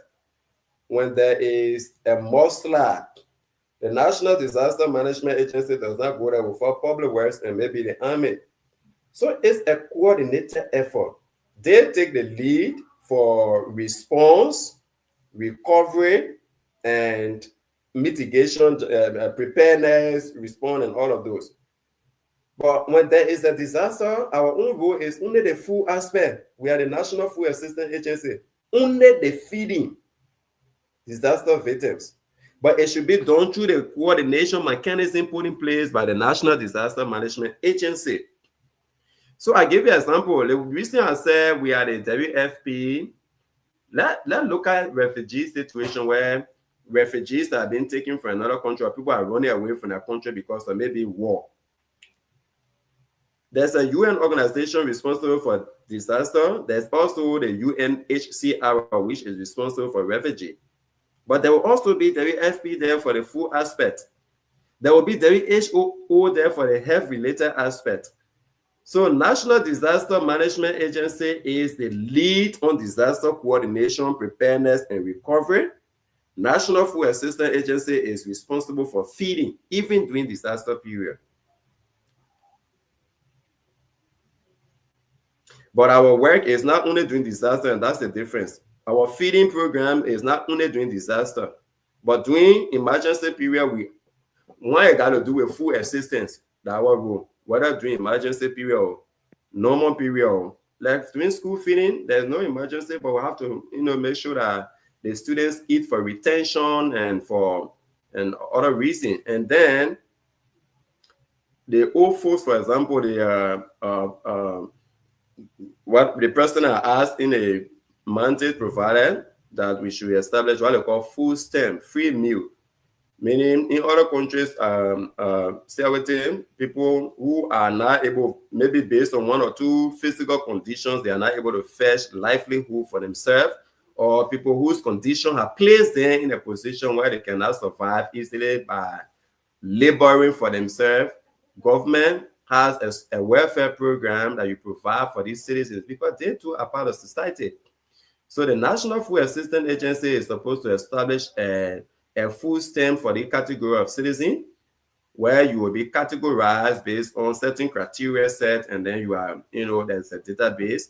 If it is on a quarterly basis, you get a coupon, and you go and get a food. If that bag of rice with a gallon of oil, for that period, you use it in the next period. But those are programs in the making. So the National Food Assistance Agency basically is about food assistance and work along with Disaster Management Agency, work along with LRRC during refugee period, work along with Ministry of Education, work with all the other institutions with specific mandate on food assistance. We're not into clothes, we're not into zinc, we're not into buying building people's house, relocating them. We are only to provide food for them during disaster period. That's our role. Thank you. Thank you very much for a splendid, answer. My next thing, I will make a comment, and Sunday maybe you will just elaborate, further. I listened to you, regarding the NEMA agenda for which it was, proffered by Senator Johnson during the 2023 election. And most time now in NEMA, the heavier racket now is going towards the vice president. For example, like Honorability or recent when he made those statements. And according to you, from those revelations being made, he's one of the beneficiaries from those arrangements. And today, he also said he will not be contesting for the representative position, thereby moving to the quote unquote the presidency or the presidency. And a few days ago, I also witnessed the write-up from Senator Amara Kone. But with document in my possession also shows that within that arrangement from the committee, that it was also presented to the president. It shows Kone, Snow, and the rest of the guys on that arrangement. And Honorability, only argument is towards the vice president. I wanted to hear from you as a administrator and also a politician and a son of Nimba. Do you think this statement made by Honorability Do you think is it a safe, is it appreciable to the Nimba people, but what they have awarded him as a son of Nimba? And for example, like his ambition for which any Nimbayan or Liberian had the right to do is good, but going to someone else's character, for example, he honorability when he talks about the FIFA, he said no, you're never convicted by FIFA, but the record shows on all of these things. And you being a son of Nima, do you think it's a healthy conversation that we even need to have as Nimbayan with the benefit he had now from stakeholder of the country? That was Senator Johnson and Vice President Kuhn wanted. They wanted divergence of view, and Vice President Kuhn, by nature, he accepts everybody. Even you see everything. I were one of his bone in his flesh, but this man will still call us to go sit with him. I can remember 2020 election, he called you and I and say, my man, the two of you, I know I can't get you. You're just gonna sit with me, let you, right? So if Vice President Kuhn is targeting people because of political reasons, then it started with ability. It will not start with anybody else. But I doubt it. But let's see who is targeting anybody. I listened to Representative Musa Hassan Belete saying the Vice President being after me. When I wanted to be Deputy Speaker, he followed me. When I wanted to be Speaker, he followed me. When I wanted to be going after my business. Who is after their friend? Since the 2023 election, which of the county political party has been established? And which is his right? But what has been the messaging? Vice President Kunja became Vice President. He not targeting anybody. He say me a bear bought to Boaka, that my pa. But Belete will go somewhere and say the time for one man to say something over. Nima might get alternative voice. Who is targeting that friend? They may not behind you. So, Lofa Kante, since the election, Musa Belete more politician than Thomas Fala. Jeremiah could say that balance the country, that bring Mandingo man in power, that bring crime man, that bring women, that bring youth men, that bring man people, that combine women and all of them, that go sit there as the model of the country. Let sanity be in the country so that everybody feel part of this kid. Bob Cato, Nelson Kwakwa, Morris say you did the thing you want in the country because you're damn people. We need a balance in the country. Then you be one of those people they brought on board to balance. They say they meant targeting you when you were the first to establish a political party, and your only message is Kun should not be. Even they seem right, you have to establish political party. The vice president has that same right to support a candidate in an election. When Senator Vice President Kun was supporting his candidate in the election that brought Coca to power, what did he say? You're been following it. Bob, to see our question and your response, I disagree. Your comparison between the Lofa guys and the Nima people is flawed. Boaka, major opposition to Boakas are Lofien. The CDC Secretary General is Gisime. The CDC acting chairman. Political party? Hold on, sir. Joseph formed a political party. Hold on. Musa approach and utterance may not favor you guys in the ruling establishment. But when you do the comparison between Lofa and Nima, then your argument is flawed. I just want to correct that. The argument is not fraud. Now get the logic now. The logic is not about who is forming political party. The logic is about who is saying somebody is after them and what the messaging, what the indicators. The message. Joseph formed a party. He never went to say. No, Jefferson Koji had never referred to just President Boaka, President Joseph Boaka, seen with Janga Ko. So the messaging, whatever Musa is saying, that you can get chance to explain, then you can comment to make your comment. Hold on, I know y'all want to sing praise, but we have to examine our guests. Before we sing the praise, then examine our guests. Yeah, just let him to end, then you can comment to examine him, Mr. Examiner. Okay, I submit, Mama. Go ahead. President Koji know that he's an opposition to President Boaka, right? So the day President Bouaka support Kennedy, you not say he being targeted. He already know he on the other side. If Belete has a right to say Senator Vice President Kun should not support Kennedy, and when you do it, I will fight you. He said it. Belete is the only person who are threatening to fight the Vice President of Liberia, of the Republic of Liberia. I never listened to anything. There's no indication. Nothing can inform me as an economic student to guard my inference that this Belete, who form a political party, and his message is the political party should make sure, if even first started by saying he cannot approve any decision of Ame Bouaka president, and by extension, any decision of Ame Jeremiah Kun vice president. You want us to go that far to start tracing it? While you were making our statement, Jeremiah Kun and Prince Johnson were making arrangement for Nima Unity, for Nima development. Let's bring Belete on board. Let's bring all the Trump on board. Let's unite the country for the greater good of our country. Let me tell you, the strength of Jeremiah Kun is not a noise in the market. He's a man who accepts everybody. Tomorrow you will see Belete going to that man's house again. He will sit down and lecture. But I am saying to you, CRT, what is happening is not targeted at anybody. It's for the good of Liberians. Why only one person crying?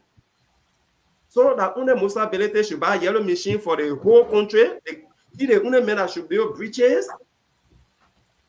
When the money is supposed to actually be for the people themselves, they should worship him for the money that is meant for them. I buy gas, you buy gas, everybody here. DK not here to buy gas, so it's okay. He can buy in America. But Lorena buy gas.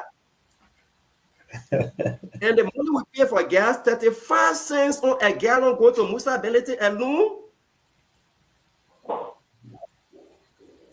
Well, if you feel targeted, let the Liberian people benefit. In fact, I want more people who are being exploiting the ignorance of our people to be exploited, to be targeted, so that prices of major commodities can drop, like in the case of gas, in the case of rice, in the case of all of, and besides that, DK Way, the pre-account friend Nima, their major commodity they knew is rubber. Do you know that during the Belete CDC sequencing was a region collaborator? The price of rubber dropped all the way below 300. Gino, are you in Nima? What the price of rubber today?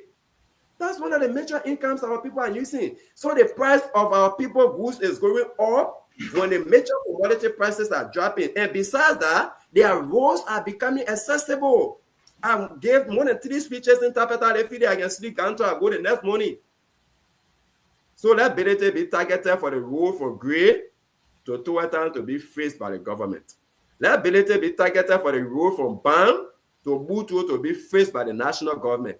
Let Belete and anybody else who has been exploiting our country be feel targeted for the good of our country. Even me, who the person I asked to pay tax on all of my property, let me feel targeted too, so that I cannot exploit the government of Liberia, I and all other presidential appointees in the country.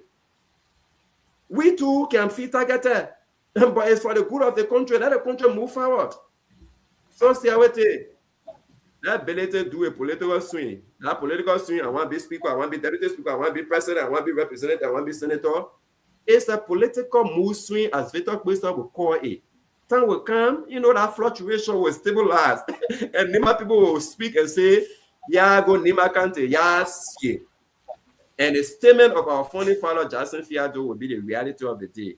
A divided Nima is a weak and defeated Nima. Thank you. Our CEO is on the show here. Let's give you the courtesy. Good evening. Welcome to the show, CEO. Thank you. The man was asking for the location of Junior. I want to say Junior location is classified. We can't disclose that. CEO, I will be a guest next week, so take note. I waiting for you, T. I waiting for you. But thank you, man. Thank you so much for coming on the show. I want to visit another medical ticket where I you already on the opposite way. No, I'm making buy gas. He buying gas on the side. But welcome to our show. As we told Victor last night, the same thing to you too. This is our show, taking up the time. You've been one of our followers, someone who actually follows the show religiously. I want to say thank you so much for that. And we look forward to having you on here, not just today as a guest, but one of our guest panelists to push this show across Nimba and across Liberia as a whole. So we're excited about that. So well, we asking one more question, right? Is that 2 questions? Yeah, just two. I mean, you came to praise the man, praise him and go. You came to praise the man, and go. You see, I wearing coat today. I saw my picking coming to the studio. I had to wear coat. You not see me wearing coat on here before? On the BB. Man, it's raining across America today. So don't say that thing. No, I heard America coming, so I had a dress. DK, not no ring our state. No, don't be. But you said something about you can hear me, right? I hear you. Yeah, you said something great. I think I heard those things too, but I want to confirm that you alluded to it a little bit here about Mr. Honorable Ability being targeted and the money and the revenue that will be saved by the state from that 35 cent to 2 cent, the money that will be saved, it will be used for the benefit of Liberians. And I think the government will be in control of that. You said something really good about let ability be targeted, let the road from this place to Buto be fixed, let all these development be undertaken. Do you have any knowledge, first-hand knowledge of how that money will be spent? Do they have any plan for that as far as development? Yeah, I saw the spread as to how the money is distributed. Okay. Part of it going to the road fund, part of it going to the maintenance of the yellow machines that is coming. And I do not have the authority, but CEO, let me say to you, these austerity measures are not only affecting people's ability. I want to just bring a point in quickly because I didn't mention it.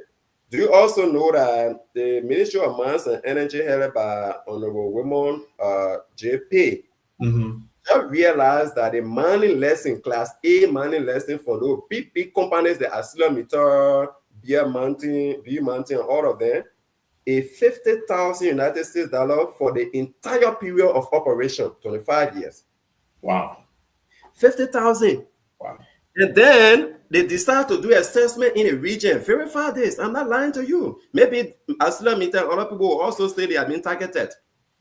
We check Sierra Leone. The mining lesson is $1 million per year. Right. Class A. Ghana, $1 million per year. But in Liberia, the people pay $50,000 for 25 years, which is $2,000 per year. Yeah. You know what the Ministry of Mines and Energy has done? It has been revised, and those companies, when their contract ends, and any new company that comes in this country now will pay $500,000 annually. So in 25 years, it's $12.5 million. Instead of you paying just $50,000. So Mr. Stitu should be crying now that they've been targeted because you pay $50,000 for 25 years. Wow. Money lesson. And you take millions for the country. We said no, that cannot happen. They're supposed to be sharing profit with all, but ArcelorMittal says they be in the country, they not make profit yet. So they only pay their taxes, they pay royalty, and that 50,000 they give about 2,000 now, they can't give some again. So these things are not affecting one set of my people. And not be sentimental about it. If I'm telling you, I keep saying, even us that the women work on one money and say all of us will pay tax because like when I'm used to paying taxes on our houses. So instead of starting with the common people who do not have, you all are working that are appointed. I gave you all from now to October ending. All these things are to fill the gap created by your man Donald Trump. I did get mail. Yeah, but thank you. That's all the question I have. Again, welcome to the show. I just wanted to show my face and make sure that I'm part of the show. Thank you, CEO. Thank you very much. Thank you, CEO. Thank you for this question. But I'm not saying prison now. You are just picking for. Shadrach G. Toby, let's give you the opportunity to ask a question. After you will go to the lone female, then Gilles will be able to take us home. Thank you, my brother Junior. Thanks to my even brother Bob Kato, according Bobby. Who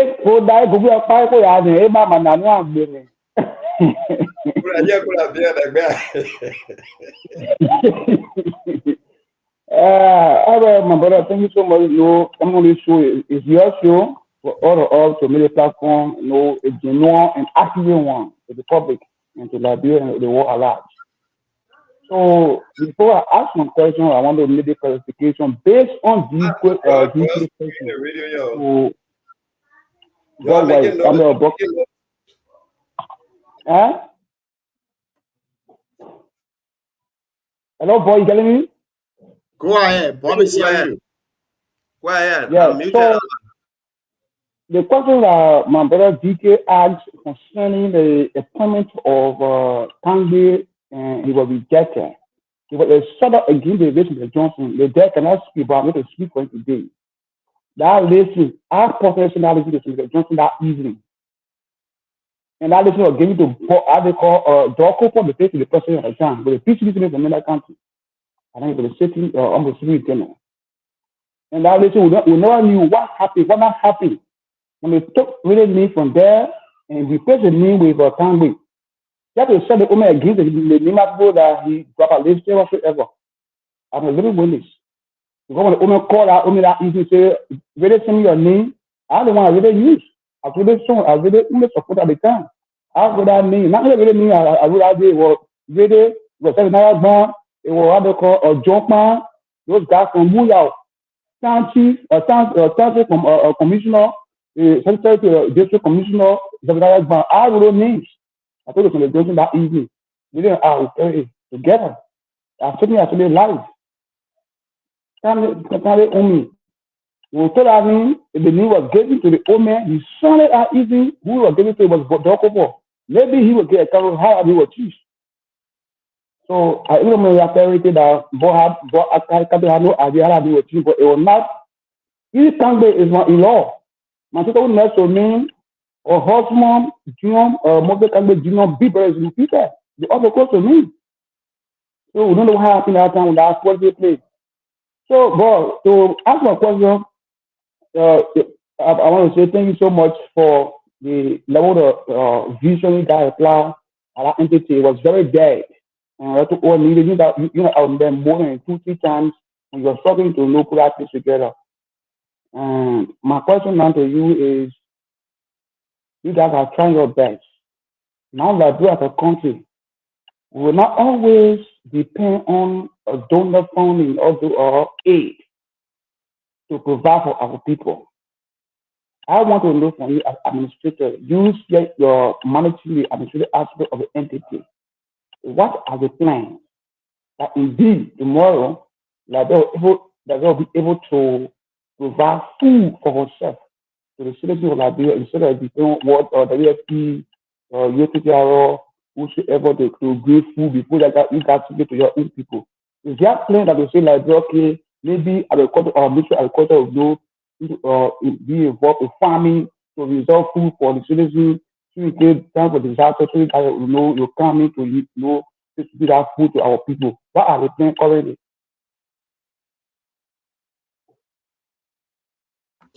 Yeah, Tugbe, thank you very much for drifting me a bit from the politics of the day, of Brother Nima politics, to the real issue that matters to the people. You're hearing me, sir? Okay. One of the first things we all have to do is to change the taste of Liberians. The war came, things changed, people move here and there and all of that. So the taste of Liberians. So the first thing we are doing is our feeding program is entitled Homegrown Feeding Program. So if we are doing school feeding, it's almost 100% homegrown. Homegrown means, Shaja, you can eat potato, you can eat cassava, you can eat edo, you can eat plantain. We all can eat our country rice. We did it in the interior. Why should we wait for buckwheat to feed our children? Why should we wait for sleepy? We get real. So one of the ways we are intending to incentivize the farmers, the local farmer, is to buy the locally produced food, the excess of the locally produced food from the farmers, use it for our feeding programs to encourage them to make more farm. And at the same time, changing the taste of Liberians. Because you see, we were in San Nicolas de Fide for the town hall, and one female student said, "You also want to make farm. I'm part of the agriculture organization. We get a lot of rest. But when we sell the rest, even cheaper than the imported rest, our people prefer going for the imported rest because they say the imported rest tastes better. And not because the imported rest tastes better and more nutritious than our rest. It's just a matter of taste. People have changed their taste. It reached to a point when we were in Nigeria, we used to make fun. But right now, the men can say, "So goyamo sama kopogu." So goyamo sama kopogu means that they will not go in a bush to make farm. They will rather ride their motorbike and buy a cup of rice. So once you eat the imported food over a long period of time, then it changes your taste. You get used to that taste. So even with the local food, the locally produced food now, the various farming organizations are having now, they struggle to sell them and they're better.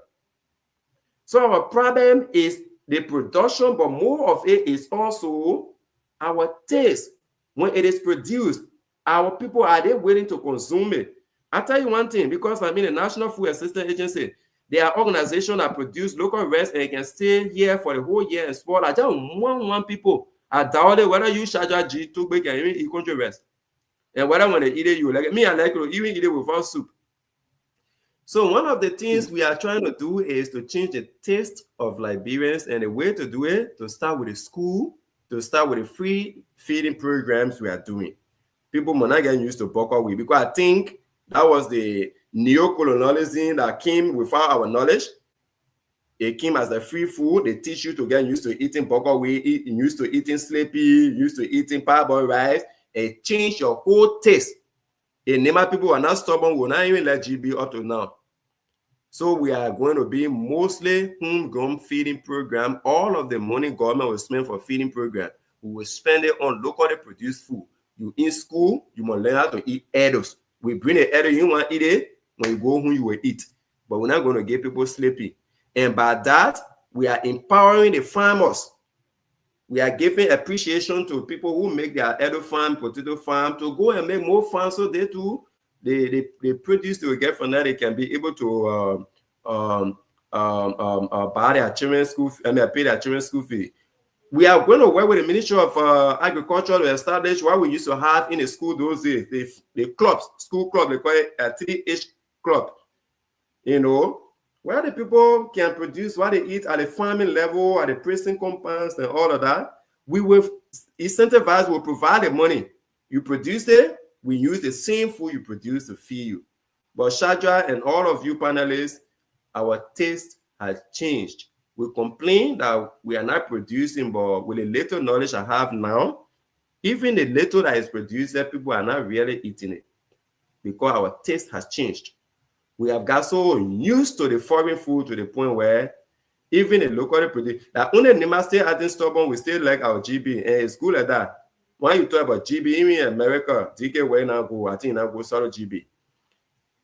Nema will run there to eat it. But generally, people taste are changed, and that's what we're working on here. All right. My last question, I think, though you already went to my last question, but I would say ask for you to provide more clarity, because I learned, if I just want to be corrected because I don't have control over that information, that the thing you currently occupy, it was, once under Ministry of Agriculture. So that function is being being controlled by Ministry of Agriculture before you guys came in. Maybe the other group before you guys replaced them. Now I want to know what that collaboration between you and Ministry of Agriculture, so that indeed maybe they were doing the other donor before, helping them, providing funding or maybe food aid to them to give to our people here in Liberia. Is there any collaboration that you guys will go, you guys are currently into with Ministry of Agriculture that you can identify some sort of funding to enhance your work? Because your government cannot be working all you need now to make it functional in the country in terms of providing food aid across Liberia. So what are the collaboration, no procedure between you and Ministry of Agriculture? Thank you. Thank you very much, Mr. Tobe. The chairman of our board is the Minister of Agriculture. He's involved with the work we do at every stage, and we are working very well. In fact, Assistant Minister Francis Bomba and I, Stewart was there, made the presentation at the validation of the rest agenda on behalf of the agricultural sector. The sector has 9 institutions, including LACRA, CARI, CDA, NAFA, NFA like ours, and several institutions. So our work is very correlated, is coordinated. We are working hand in hand. Thank you. Thank you. Thank you, Shadrach, for this question. Let's hear you, Madam Lorena. Your 2 questions after you go to Yelese. Thank you, Junior. Good evening, everyone, and good evening to our guests, Honorable Bob Tato, and good evening to our followers and listeners in Radio Land. So this is my first question. You people sat in a meeting where it was discussed that you will take power from Honorable Roger Duma to give it to another son of Nima, another son of District 7, Honorable Musa Bidite, and your calculation was that, I'm quoting you though, calculation was that JMB who have won like he did, and once he wins, Honorable Duma who have gotten a job in the government. So in order for Nima unity, inclusion, you decide to sacrifice one of your loyal partisans. Now, JMB won the election. Congratulations to the rescue team. And we are going to almost 2 years. This is 18 months. Honorable Duma seems to be the president for the Jobless Rescue Association of Liberia. What are you guys doing, especially the UP executive of Nima County? What are you doing? What arrangement are you making? He seems, he has become like a laughing stock on and literally. And many times, Honorable Bidite have been calling him, in fact, to say, my man, stay on your own, be independent. It's like because he feel that this man, okay, they took power from here and give it to me, and because of solidarity, because of inclusion, now they dump me on the wayside. I can also make mockery out of him. What are you guys doing? Why up to now Roger remains jobless? What's the problem? What are you guys doing about it?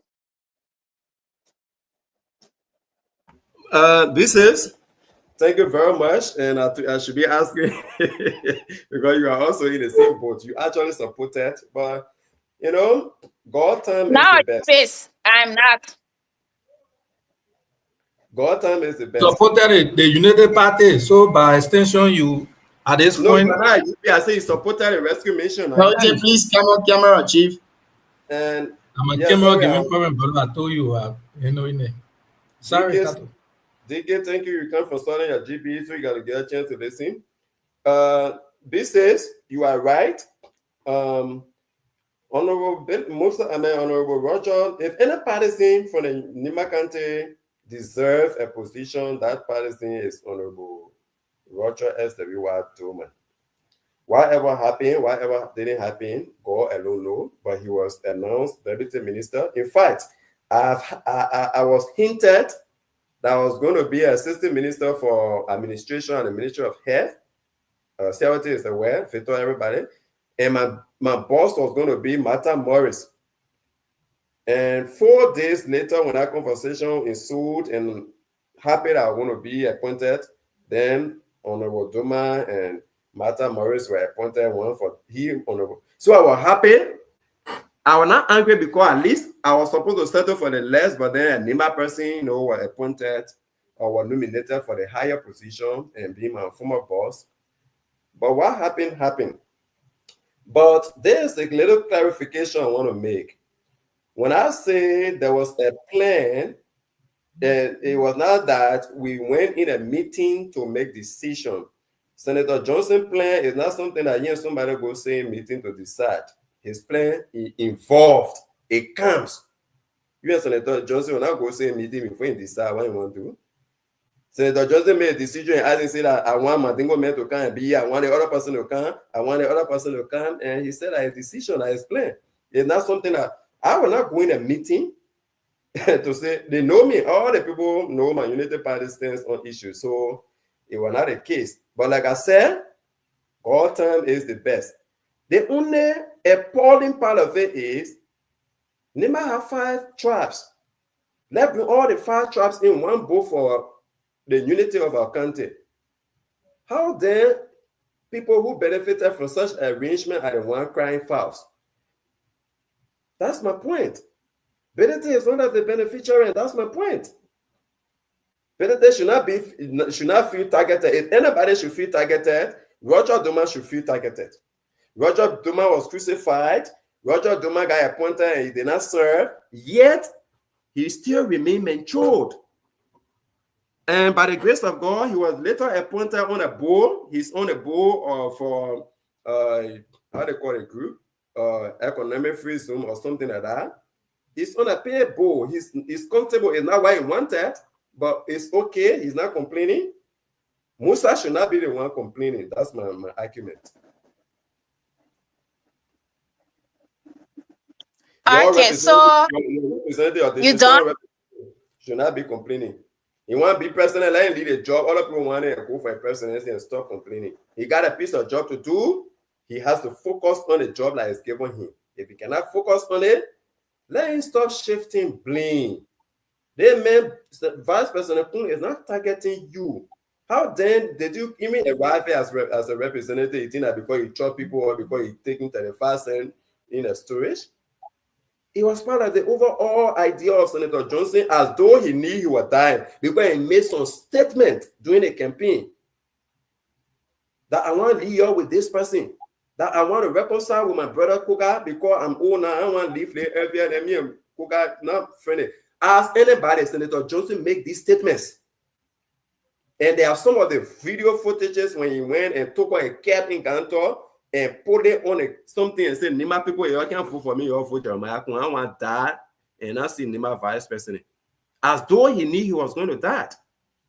So bringing Peter Kambe, bringing Musa Belete, all these things were the whole game plan. Even Senator Kuka, balancing the power of one man senator, one time senator, it was all the same Senator Johnson idea. So it was not something he started a meeting with us to decide. But one thing I know, those who are beneficiaries when they fight, you can't fight grace. When you fight grace, you know what you bother with? There's grace. Jeremiah Kun is a grace. You follow his life pattern. There is a man that you thought the worst about him, you will still say, can they work together? 2 days from now, Musa Belete repent, Jeremiah Kun will work with him. That's the nature he has. He doesn't hold anything against anybody. There's a man that the men attack him during the wartime, work in your office. And up to now, the person still work with the men attack. I think you will know the story better. The men attack him, Doffa Tabe, during the wartime. They may still have the courage to take the men to work in his office. So let them fight. Let all of them go out. Let them put all the people together to fight Jeremiah Kun. You will not fight them. But what we know is anybody who fight this man, you are fighting grace, and you will bother with this grace. Okay, so my question was really not about the cry of honorability. My question was about the neglect of Honorable Duma by United Party government. In point of correction, he was appointed, and after that Ministry of Health saga, he was appointed to at the economic free zone. He, along with 4 other persons, and up to now, the director of that place has refused that he worked there. The president knows about it, so he remains jobless. He's the president of the UP Common Lawmaker Jobless Association in Liberia. He remains jobless. Let it be clear. Now, this is what I can tell you is Honorable Duma will get something suitable. The only thing is Honorable Duma is not willing to go outside of Liberia as an ambassador because that was the only option they put forth to him at the time. So maybe they're waiting for the Eternal Union to finish. But Roger is not going to leave on the fence. I'm telling you, you can be assured of that. He's a loyal partisan, and he has exhibited high level of maturity. He and the VP have been back and forth with the search. But things will work out. So let me go to my second question. So sometime late August, the Deputy Minister of Youth and Sport for Youth Development allegedly raped a 14-year-old girl, and the father heard about it, took her to the hospital, took her to the police sent her to the hospital, they did the testing and everything, and the certificate proves that yes, the girl was raped, and the girl said it was Deputy Minister who raped her, and then the police in the Prince area sent the case to Central knows about it, and the case I guess been kept on the carpet until the father reached out to one civil society president who make it through to come off on the internet September 10th. And up to now, in fact, it took more than 2 days before Ministry of Gender could read one press statement or whatever they call it. And up to now, this guy, he still remains the Deputy Minister of Youth and Sports for Youth Development up to date. The only thing is that the minister proper asked him to take a leave for absence because he cannot be in the position while going through his case. But up to now, I mean, the president, he's the only one who has the authority to suspend this guy. And we campaign on rule of law. We campaign on Liberia for every Liberian. And I see all of you who were activists, who were coming down on TDC, I see all of you being mute on this case as a father, as a brother, and a husband. Where do you stand on this case? A 14-year-old girl left have been damaged reportedly by one old man who will be developing youth. He used the very office, according to the girl, it is in his office that he used to destroy her life. Where do you stand? And the government is mute. I stand for justice. Justice for both the victims and the alleged perpetrator. I truly stand for justice. Look, I'm the only son of my mother and the only brother to my 4 sisters. I have a girl child. My first child is a girl. So I do not support violence against women in any of its manifestation. But the thing about justice, sometimes we can be sentimental, but the law is blind. It's for both the perpetrators and the victims. I know the president is out of Liberia on the United Nations General Assembly. You went to attend. I'm not sure whether this has come to his attention. I know very well if this comes to an attention, he will take action, because there are 2 schools of thought. One school of thought is the legal part that says an accused person is presumed innocent until it is proven guilty. Now, the next school of thought, which comes from the court of public opinion and public morality, is until you can prove you're innocent, you also are considered guilty. So, usually what will happen is when you have a criminal charge against you, you leave the public space and go and clear your name. When your name is clear, before consideration is given. And I think I saw a press release from the Minister of Youth and Sports on day 1 when that thing happened. He came very strong, like he condemned me in the strongest term possible, and the actions were going to be taken. And smartly, the deputy went and said, okay, I'm taking leave of absence. But the person is out of country and he focused on different issues. Today, he signed a very good contract with Total Energy to explore our oil resources.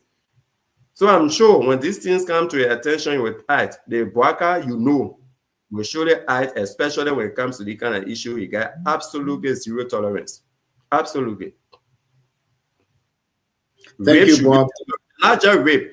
Violence against women in any of its forms must be discouraged. And what sense does it make to rape a 14-year-old? It doesn't make sense. So anybody who is found liable of such an act must bear the penalty, and the very devil that carried them there should be able to take them to the prison and serve the penalty for such an ungodly act as a means of sinning a clear sinner. So I stand with justice. I stand against rape and violence against women, no matter who commits it and wherever it was committed. Thank you. Okay, Thank you so much. and Director Cato, so the No, president Loretta, I has been beg you. suspending people on allegations Loretta, of I beg you. corruption. Excuse me, Gian, 30 seconds, please. The president has repeatedly suspended people for allegations of corruption and sent to NCC for further investigation. Why has the president not suspended this man until the Justice Ministry or they can come down to say, oh, yes, he's clear or he's not clear? Why is he still the Deputy Minister for Youth Development with that allegation? Well, maybe I will talk to Kula Fufana tomorrow and maybe she can give me that reason. But I cannot be able to say why the person has not done this or why he has done this. But I want to strongly believe that the President Mbaka, I know, maybe this has not come to his attention. The situation with our former Minister of State, the new president nominated has not been confirmed, and president out of country, different things happening at the same time with the rest, the commodity reduction, with the vice president taking charge of it. Lots are happening, but again, crimes against women, against children, inhuman act as rape should not be controlled. You don't have to be a father to know that rape is wrong, especially against a child. You don't have to be a husband to know that it is wrong. You don't even have to be a leader. You simply need to be a decent human being to know that rape of a 14-year-old child is totally wrong. It should not be an issue of discussion. And I know the president is zero tolerance when it comes to this kind of issue. If people are sharing it and not wanting to inform the president, that's fine. But in the long run, he will still know. But I know when the president knows about this, because Lorena, you may be right. The cycle, people are part of all kinds of the decisions in this country are made at different levels. People are part of different organizations, different associations. So certain things will happen and you will see that it's in a public glare, but people they don't want it to reach a certain person who's supposed to make the decision. And sometimes per adventure, the person gets to know. So I saw your post. I saw a lot of female advocates raising a flag. Let's keep talking about it. It will reach to the person, and once it comes to your attention, I know he will act. Thank you. Thank you so much, Bob. Let's say welcome to the show, Chief. Let's hear your two questions. Thank you, John. Let me say good evening to everyone in studio and our studio guests. I want to piggyback on there's something that Shadrach said earlier. I mean, you say you CEO or what? You gotta get disclaimer, yo. You don't want to trespass my authority, yo. I'm talking about your CEO. Your CEO, everybody know the CEO you have from my CEO, a different CEO. Yes, man, you. Go ahead. Sorry for interrupting. Yeah, so you heading a department and looking at our country where we used to be a country of asking for help through various programs, like you say, and other things. And I'm going to the school area. It's good. I overheard when you spoke about a proposed plan by the president to feed those in need. It's a good idea, and it's very welcoming. But equally so, there are little ones that goes to school needs to be fed. Mm-hmm. And if hunger is still, if you are hungry, no concentration. So I want to know, with the method in which you guys proceeding now, is school feeding another possible thing that you guys looking at in Liberia? Yeah, thank you, Yelesa. And I'm glad to interact with you for the first time. So far, you are the only person I have not met before, but it's good to meet you. You'll meet me here and say you coming here. Then? You'll meet me here in Indiana and say you coming. Oh, okay. I'll be watching. Yeah, he gave us some other government money. I'll be collecting fee for all those I want to see here. Yeah, before you enter the house, there has been sporadic feeding programs that are not being really holistic. They are not being sustained. So you will see Western Cup feeding 1 or 2 schools in one county, Mary Mill feeding 1 or 2 schools. We went to school and saw feeding programs, and when you wake up in the morning, even we wash our food, the first thing that can come on our mind is Boko will be on the campus, so we're running to go. Yeah. And because you expect food on campus, there should be no reason why you will not go to school. So we went to school because we'll see food to eat. And because before you eat the food, you got to stay in class and listen to the lecture. You have to follow all of the instructions because when they send you home, you will not eat. So it was helping us. But then as time goes by, these things have been done, by partner here and there. So when you say withdrew, the president put $1 million aside to augment the effort that was being made already. But I think in this year budget, there is a huge amount, I think about 60 million. I will have to check the numbers in real time. That is being put to school feeding. I think government wants to own it. So school feeding is going to be sustainable instead of us waiting for Mary Mill. Because at the end of the day, now the only thing is it will be targeted at primary school. It will not affect junior high school or even elementary school. Because people 10, 11, 12, 14 growing up, people are about 15 years old. When you come from school, you can go look for plum. Even in the interior, you can go look for plum, coconut tree, and all that. But the kids below 10, around below 14 years down. So the children in primary school, elementary school, basically from ABC to the 3rd grade, are going to be the target for now. How we're looking at it. But mostly it will be homegrown feeding, because homegrown in the sense that we're not going to be sending the money to China or India, all the money to carry US rate up. Some of the money will go low far in the farmer pocket, it will go in Nima, it will go in Bapolu and other places people are making farm. Let's learn to eat what we produce and produce what we eat. So the government is deliberate about it to make school feeding programs sustainable. Because at the end of the day, if you depend on donors to come and give the food to our people, they will bring what they have. And you're forced to eat what they bring. And at the end of the day, it changes our people's taste. So at the end of the day, while you're producing here, people say people are not producing, but how people will be producing when they are not encouraged? Most of the farmers, that's the complaint they have. They not really about the capacity, but why even give people capacity? When they're getting money, you think 2, 3 farmers get joined together and put their money together and buy one machine to do certain farm. People can do it, my dear brother. There are other people who even have money and they can choose to do farming, cabbage and other things. But how much is it sold? We are a small country with small population. Then our tastes are changed to the extent that what we consume is only what other people produce. So we will start with school feeding, make people to get used to what we produce, so that at the end of the day, there can be appreciation for the locally produced farmers based on the amount they get from their farming produce. So that all of our agriculturists who come from university will not be looking for office job, but they will see that the soil cannot fail anybody. Your bossman can fail you.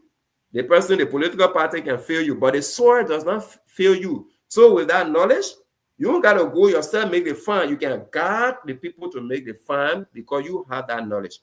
And when there is a market that you are sure that when you produce these goods, it will be bought. Obviously, my brother, even myself here, you might run and go and make fun.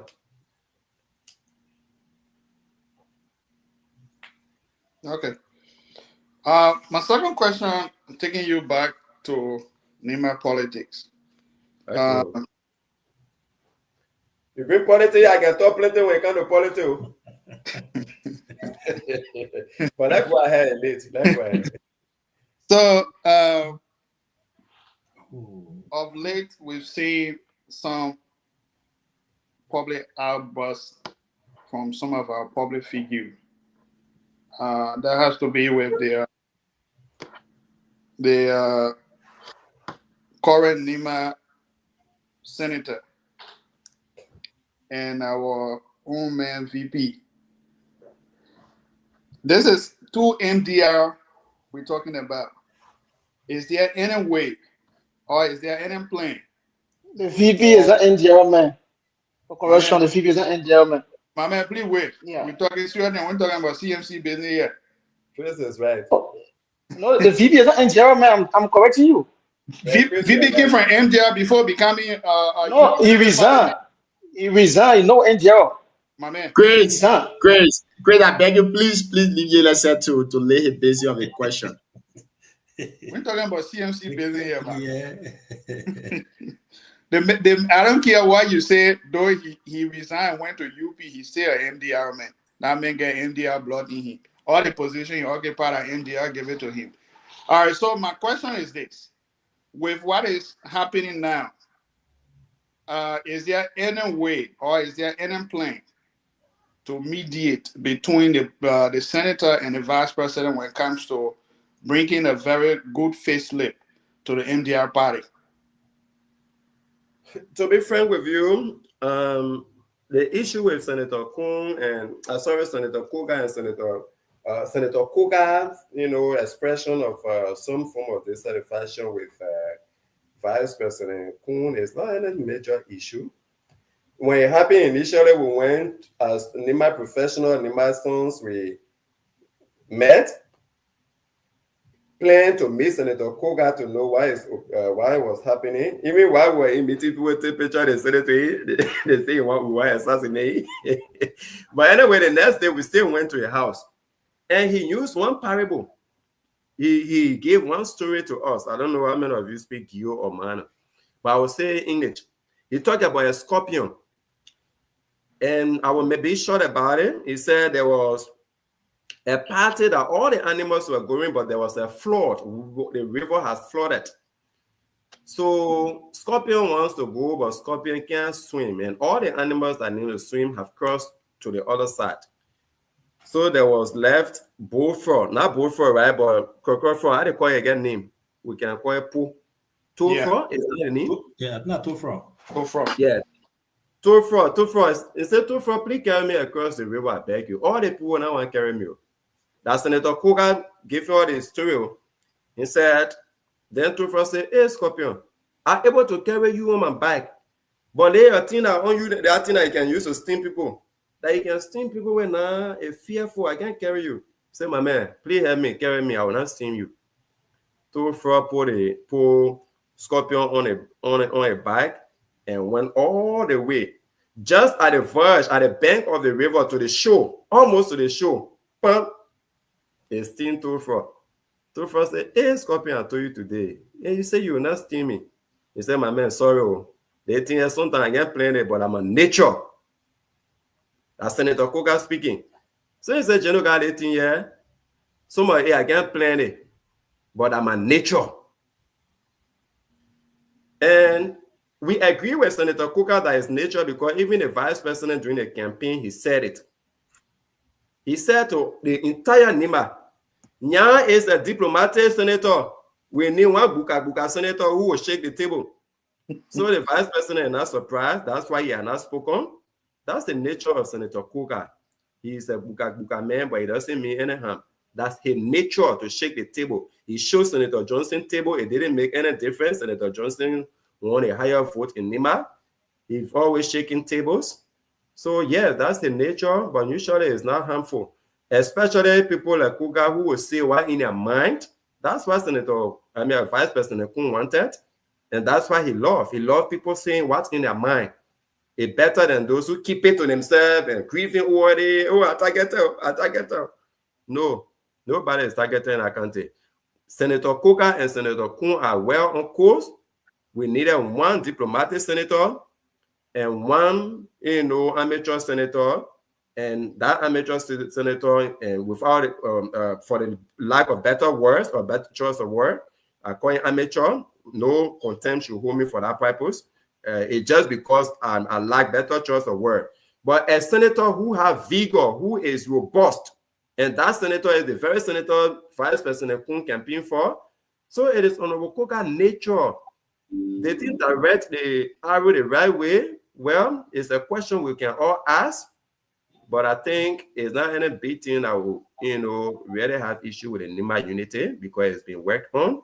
I think he himself has reconsidered, and his colleagues at the caucus have said he went too fast to the extent where he has to take the complaint of the vice president to the president, and I think he realized that. But Senator Coker's nature, he will always say, why he a man? If it caused him to fight a speaker like he did during Tyler time, where we got a video all over, he would do that.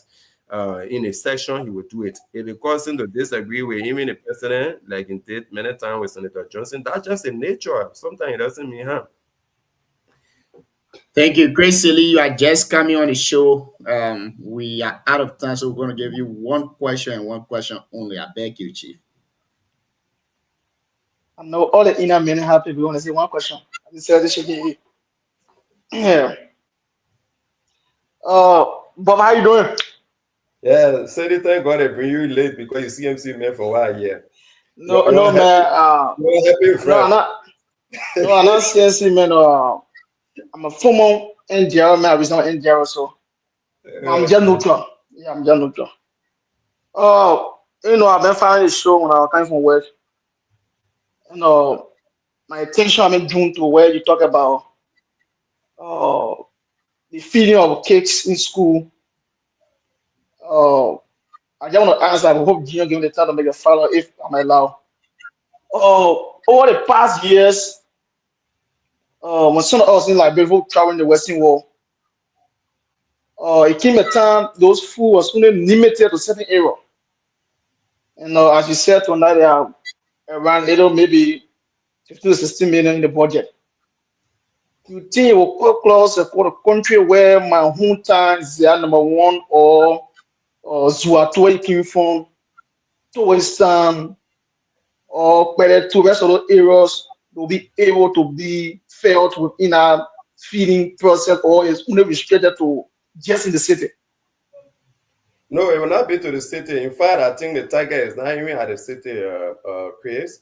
But I agree with you. The problems you have in the country is so much than the resources we can possibly, mobilize. But we can't say because of that our children should remain hungry in school. So we will test it. And when it doesn't, whatever the result, we will come back on the drawing table and see what worked and what didn't work and see the possibility for improvement. But on the rest agenda for inclusive development, the entire plan, school feeding is a major component on the human development pillar of the arrest agenda. Human development indicators there. One of it is school feeding is very major. So it's not a 1 year thing. It's going to roll over for the next 4 years up to the end of this regime.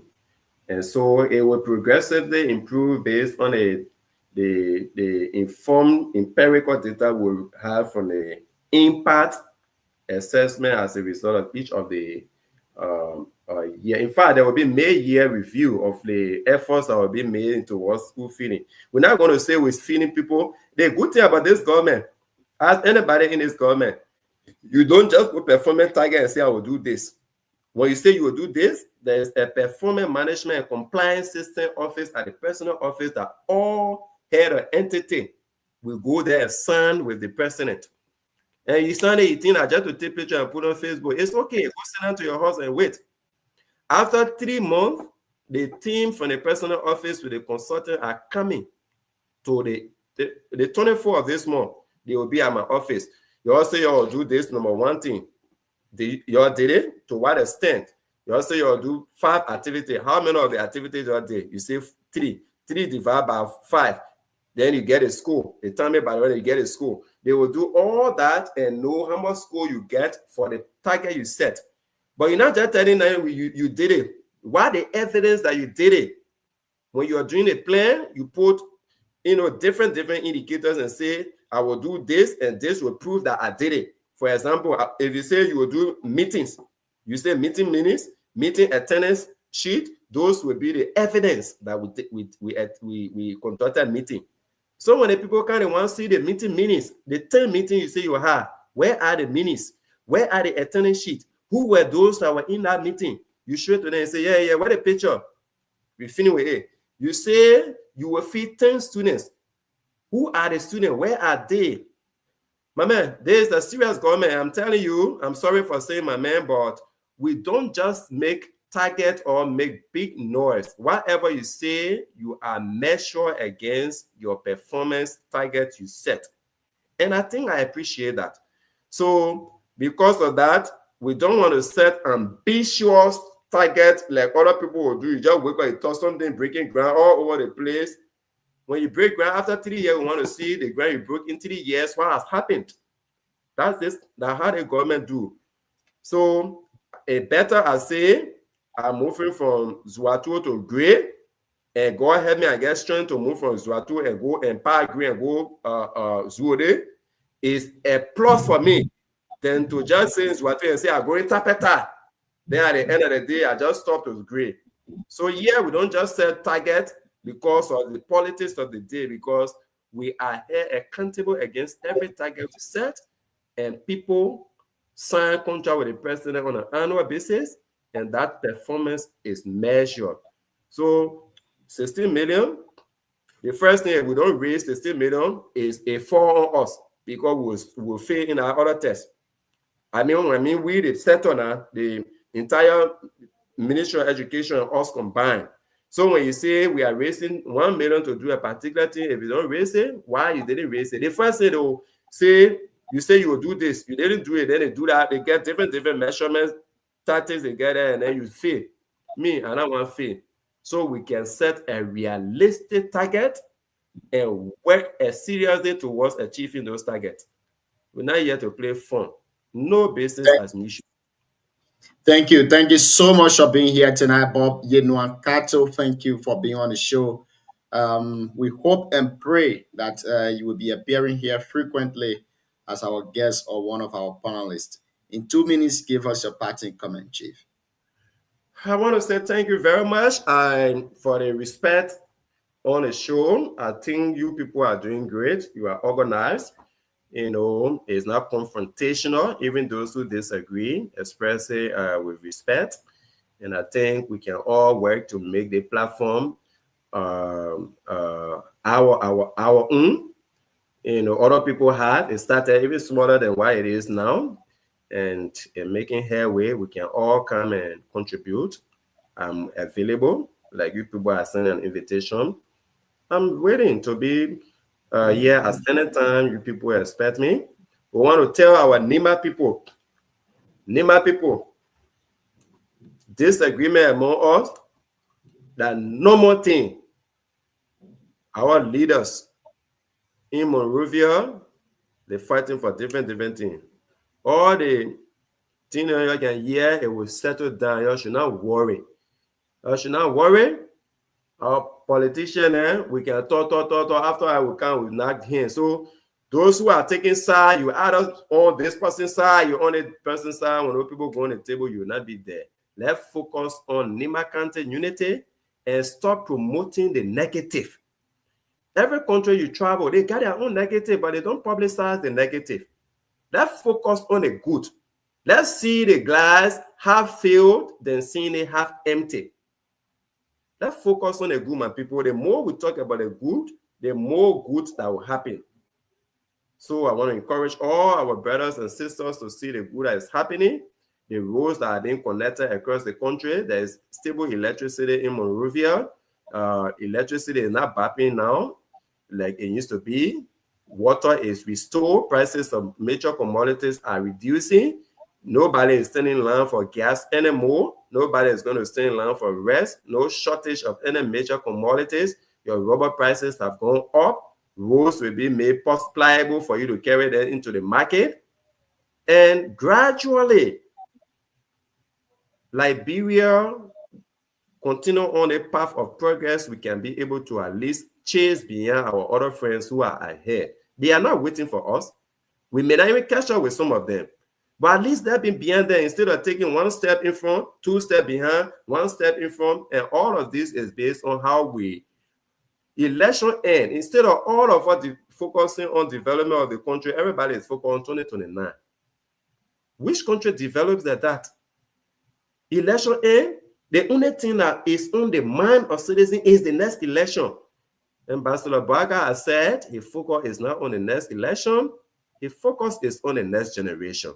Let's focus on our country. Let's focus on our community. Let's focus on our relationship with each other. 2029 will come and pass. Whoever wins, it will be the will of God. But it can't be our only focus. In 2025, we're so concerned about 2029. In 2026, we're so concerned about 2029. At the end of the day, if DK wants to say and are not on the same political party, even if you put handphone in my community, I say that person inside. How the country will be built, my people? So let's see the good in all what we do, even if we disagree with each other, and let's put our country first. That the only way this country can move forward, and that the only way other countries can move forward. I want to say thank you, my big sister, Lorena. I want to say thank you, DK, my dear brother and friend. Siawete, I want to say thank you, Yedese, and even the CEO who are left. I want to say thank you, Junior, to all of you. God bless us. God bless our country, and God bless Liberia. Thank you so kindly, Bob. Thank you for joining us here tonight. Our host is having ring and leg issue, so he had to call me. Sorry, I'm not leaving. I have assignment due. The school weather here can be due. They can tell you every time you have to submit it. So I had to read before I submit. Anyway, thank you. Can we get your parting comment? Before the parting comments, I know you are not here from the beginning of the show. I want to commend you for all the effort lately in getting guests for us.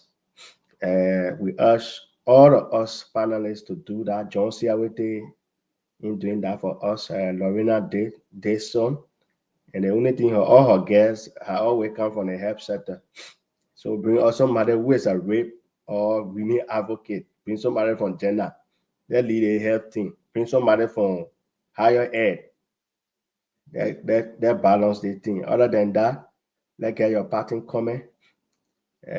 I know Jim situation. Reach out to Doma, reach out to Alfonso, reach out to all our panelists who are not here.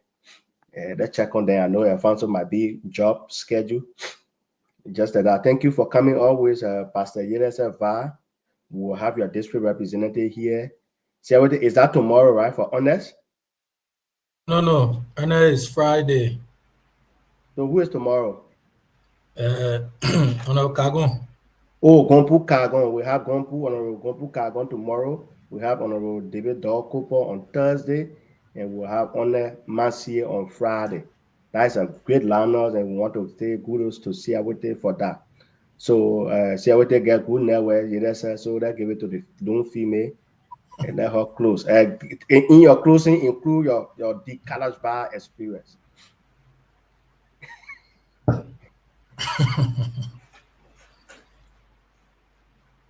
You can't leave there with my Luna. I'm a long time Jew there. This time I'm never sticking again.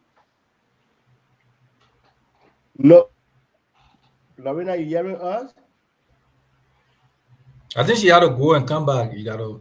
So ball closed already? Yeah, of course. Okay, all right, okay. That's good. Lorena, go on and come back. Let's hear from you, Patricia. Okay, we want your closing. DJ, you talking to me? Yes. Your closing, saying you've been struggling with internet. Can you do your closing? So, yes, so far it was a good show, though I joined the show because I was out. And they are doing a good job at their entity. considering where they took the entity from and to where it is now. They are doing a good job. Then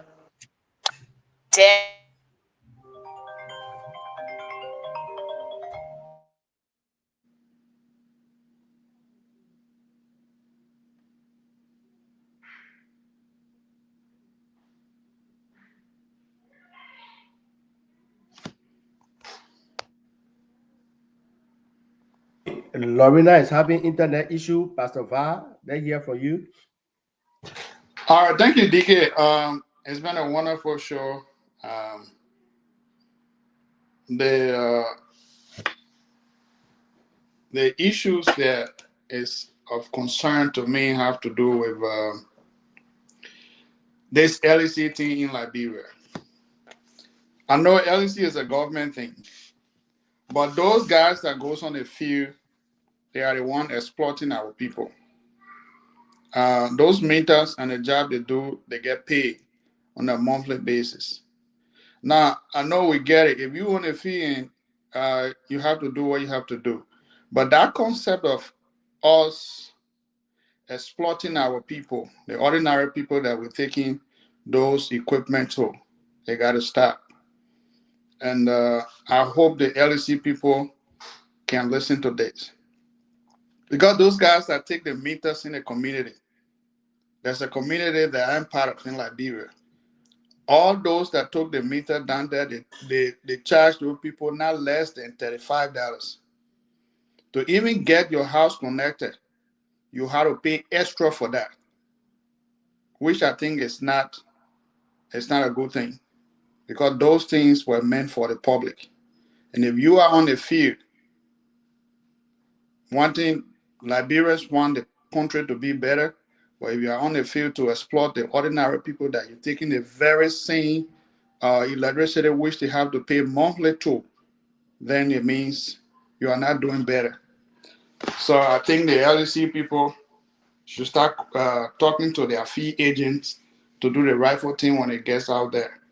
Another thing is that of lately, I've been away for some time, work, and again when school opened in this country, somebody always said, "Name my man book." So every day we're learning. When school opening in this country for us is very tedious, and we have to make available time with assignment and all those things. So that's why we've been away for some time. But again, thank you to you guys for always being here. We say the morning to you guys. And lastly, before I leave, the issue, not because he's my man, but the piece that Honorable Massey wrote, it was, what are you laughing for, DK?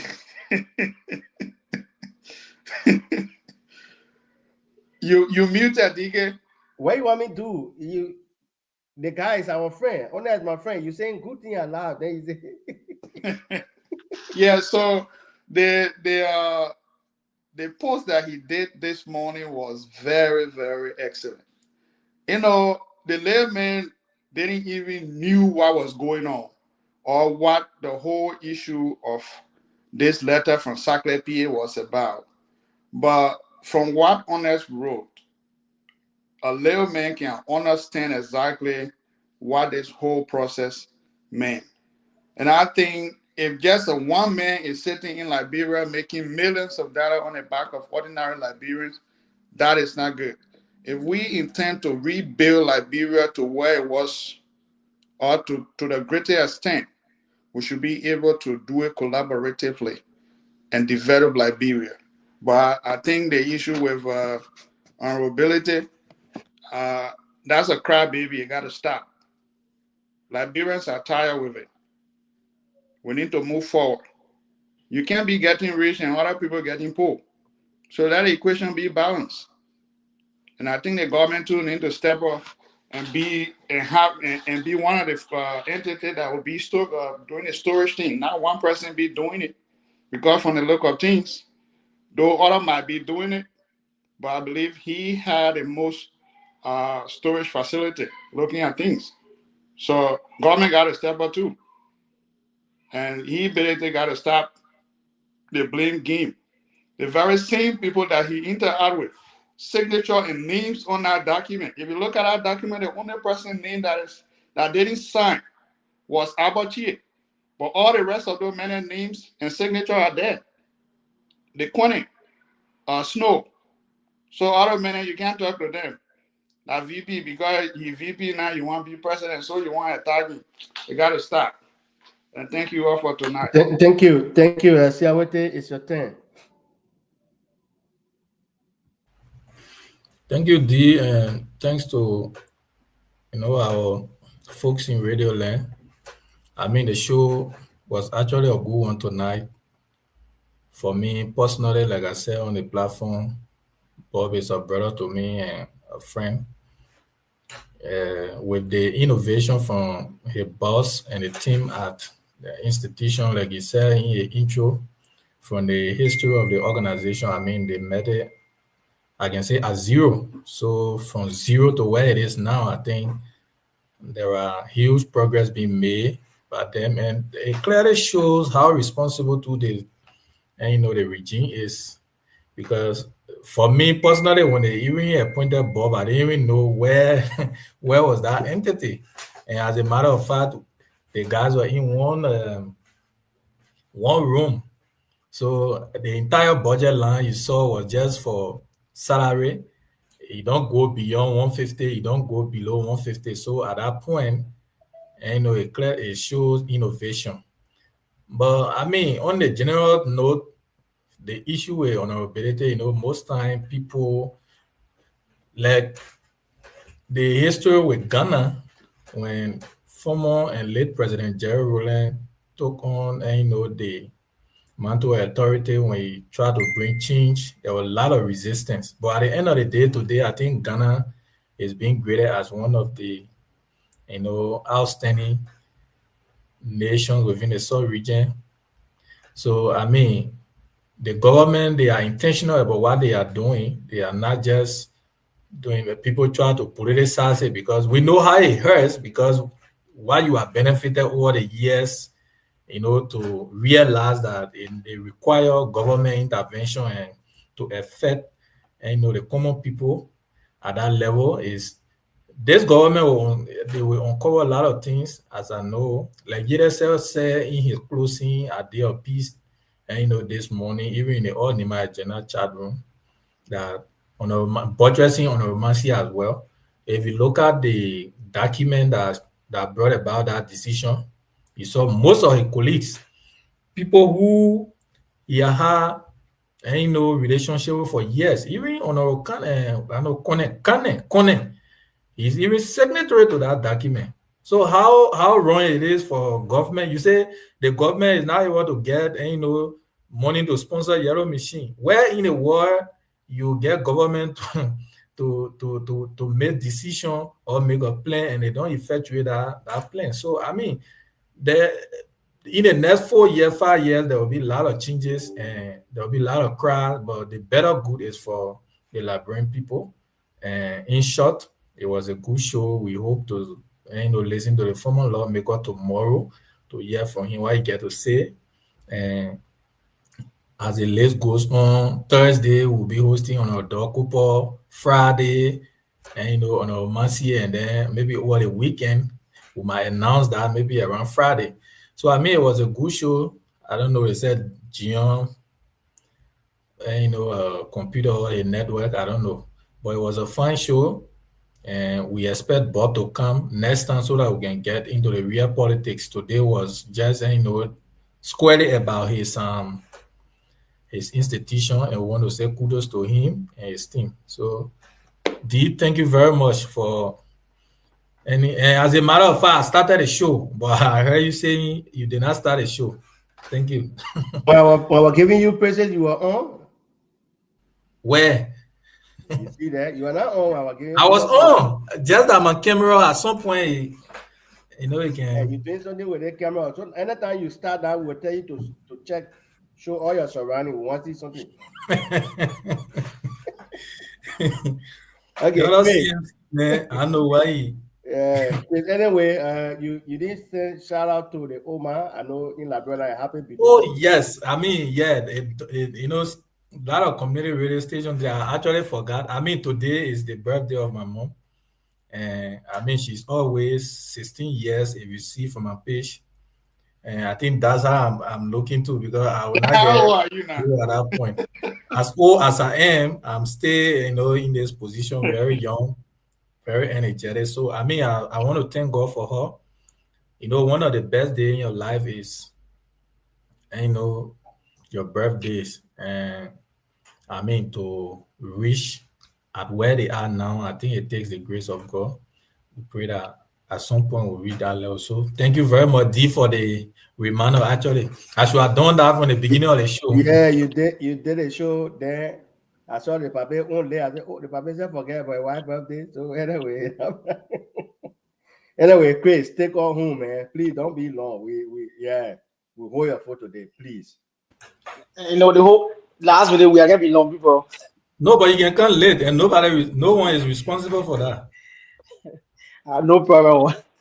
Let me say thank you.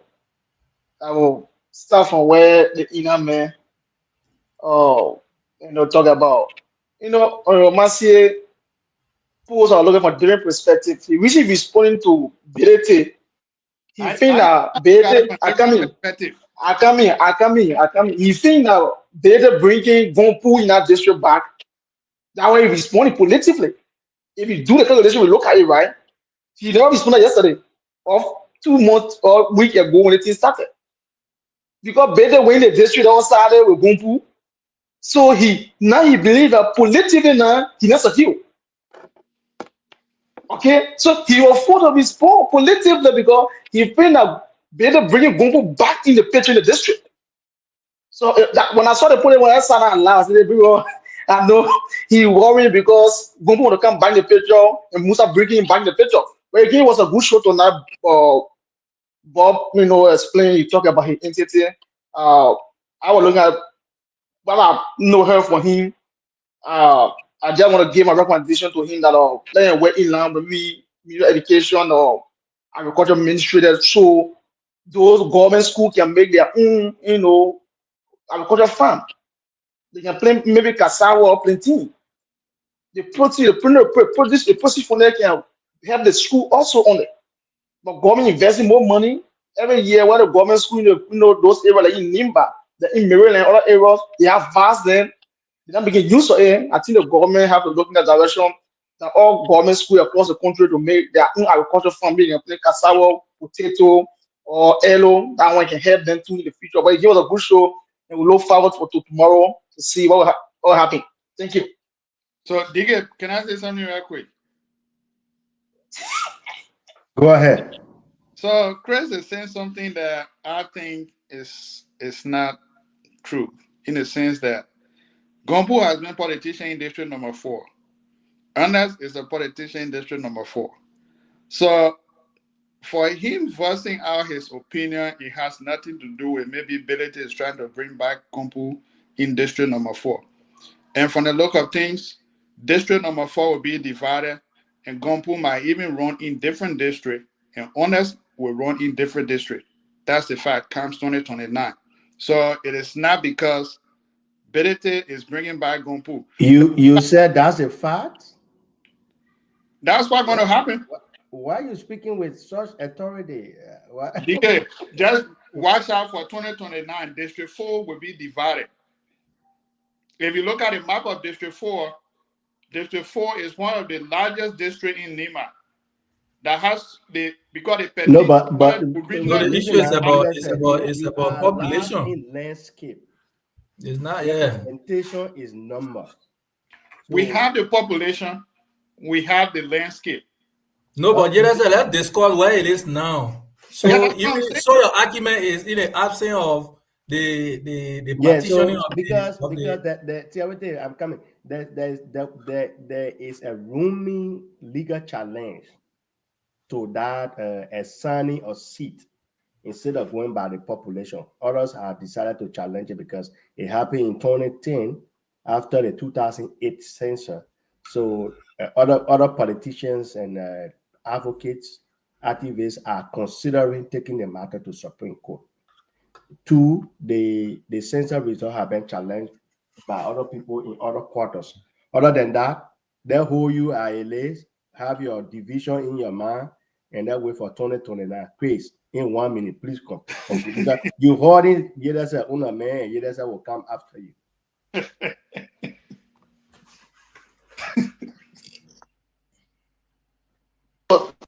As I said, so that's end. I know you guys will agree with me right now, but that's a reality because if Honorable Massey want to respond to Benete, he could have done that a week ago or when the thing started. But he waited a minute on that side, he didn't respond today. So that means that politically, he not secure. That's a reality. Politically, we're discussing politics. We're not discussing business issue. This is a political issue we're discussing. So Honorable Massey did that how he knows that the way he responded to it was politically, respond to Benete because Better I can't go behind the district. He bring it ground. So you think that Better will play with a job with Gombu. So you have to do that. And he will fight Benete. Trust me. Great. The master will do all to do to be marking Benete because he want to weaken him. That's all you will do. Chris, I can leave from here and go to your house and go break ground in front of your house without me telling you, right? Then that same question goes to my President Boaka when Nima in front of Coco. Before he knows about it. Don't represent it. No. Answer my question. I can leave from here and go to your house and go break ground without me telling you. And that's why I said they implement, they take them from the rescue team. Because Boaga went Nima before, in Jekepa, the Coco not represented. So, Grace, to be frank with you, Honest is not shaking. Honest is not worried. Gombu is my friend. If you don't know, hold on. Gombu is my friend. Honest is my friend. You said who should tell who before they break ground in District 4? No, I am saying because he said Benete is taking back Gombu to the district. They're breaking grounds.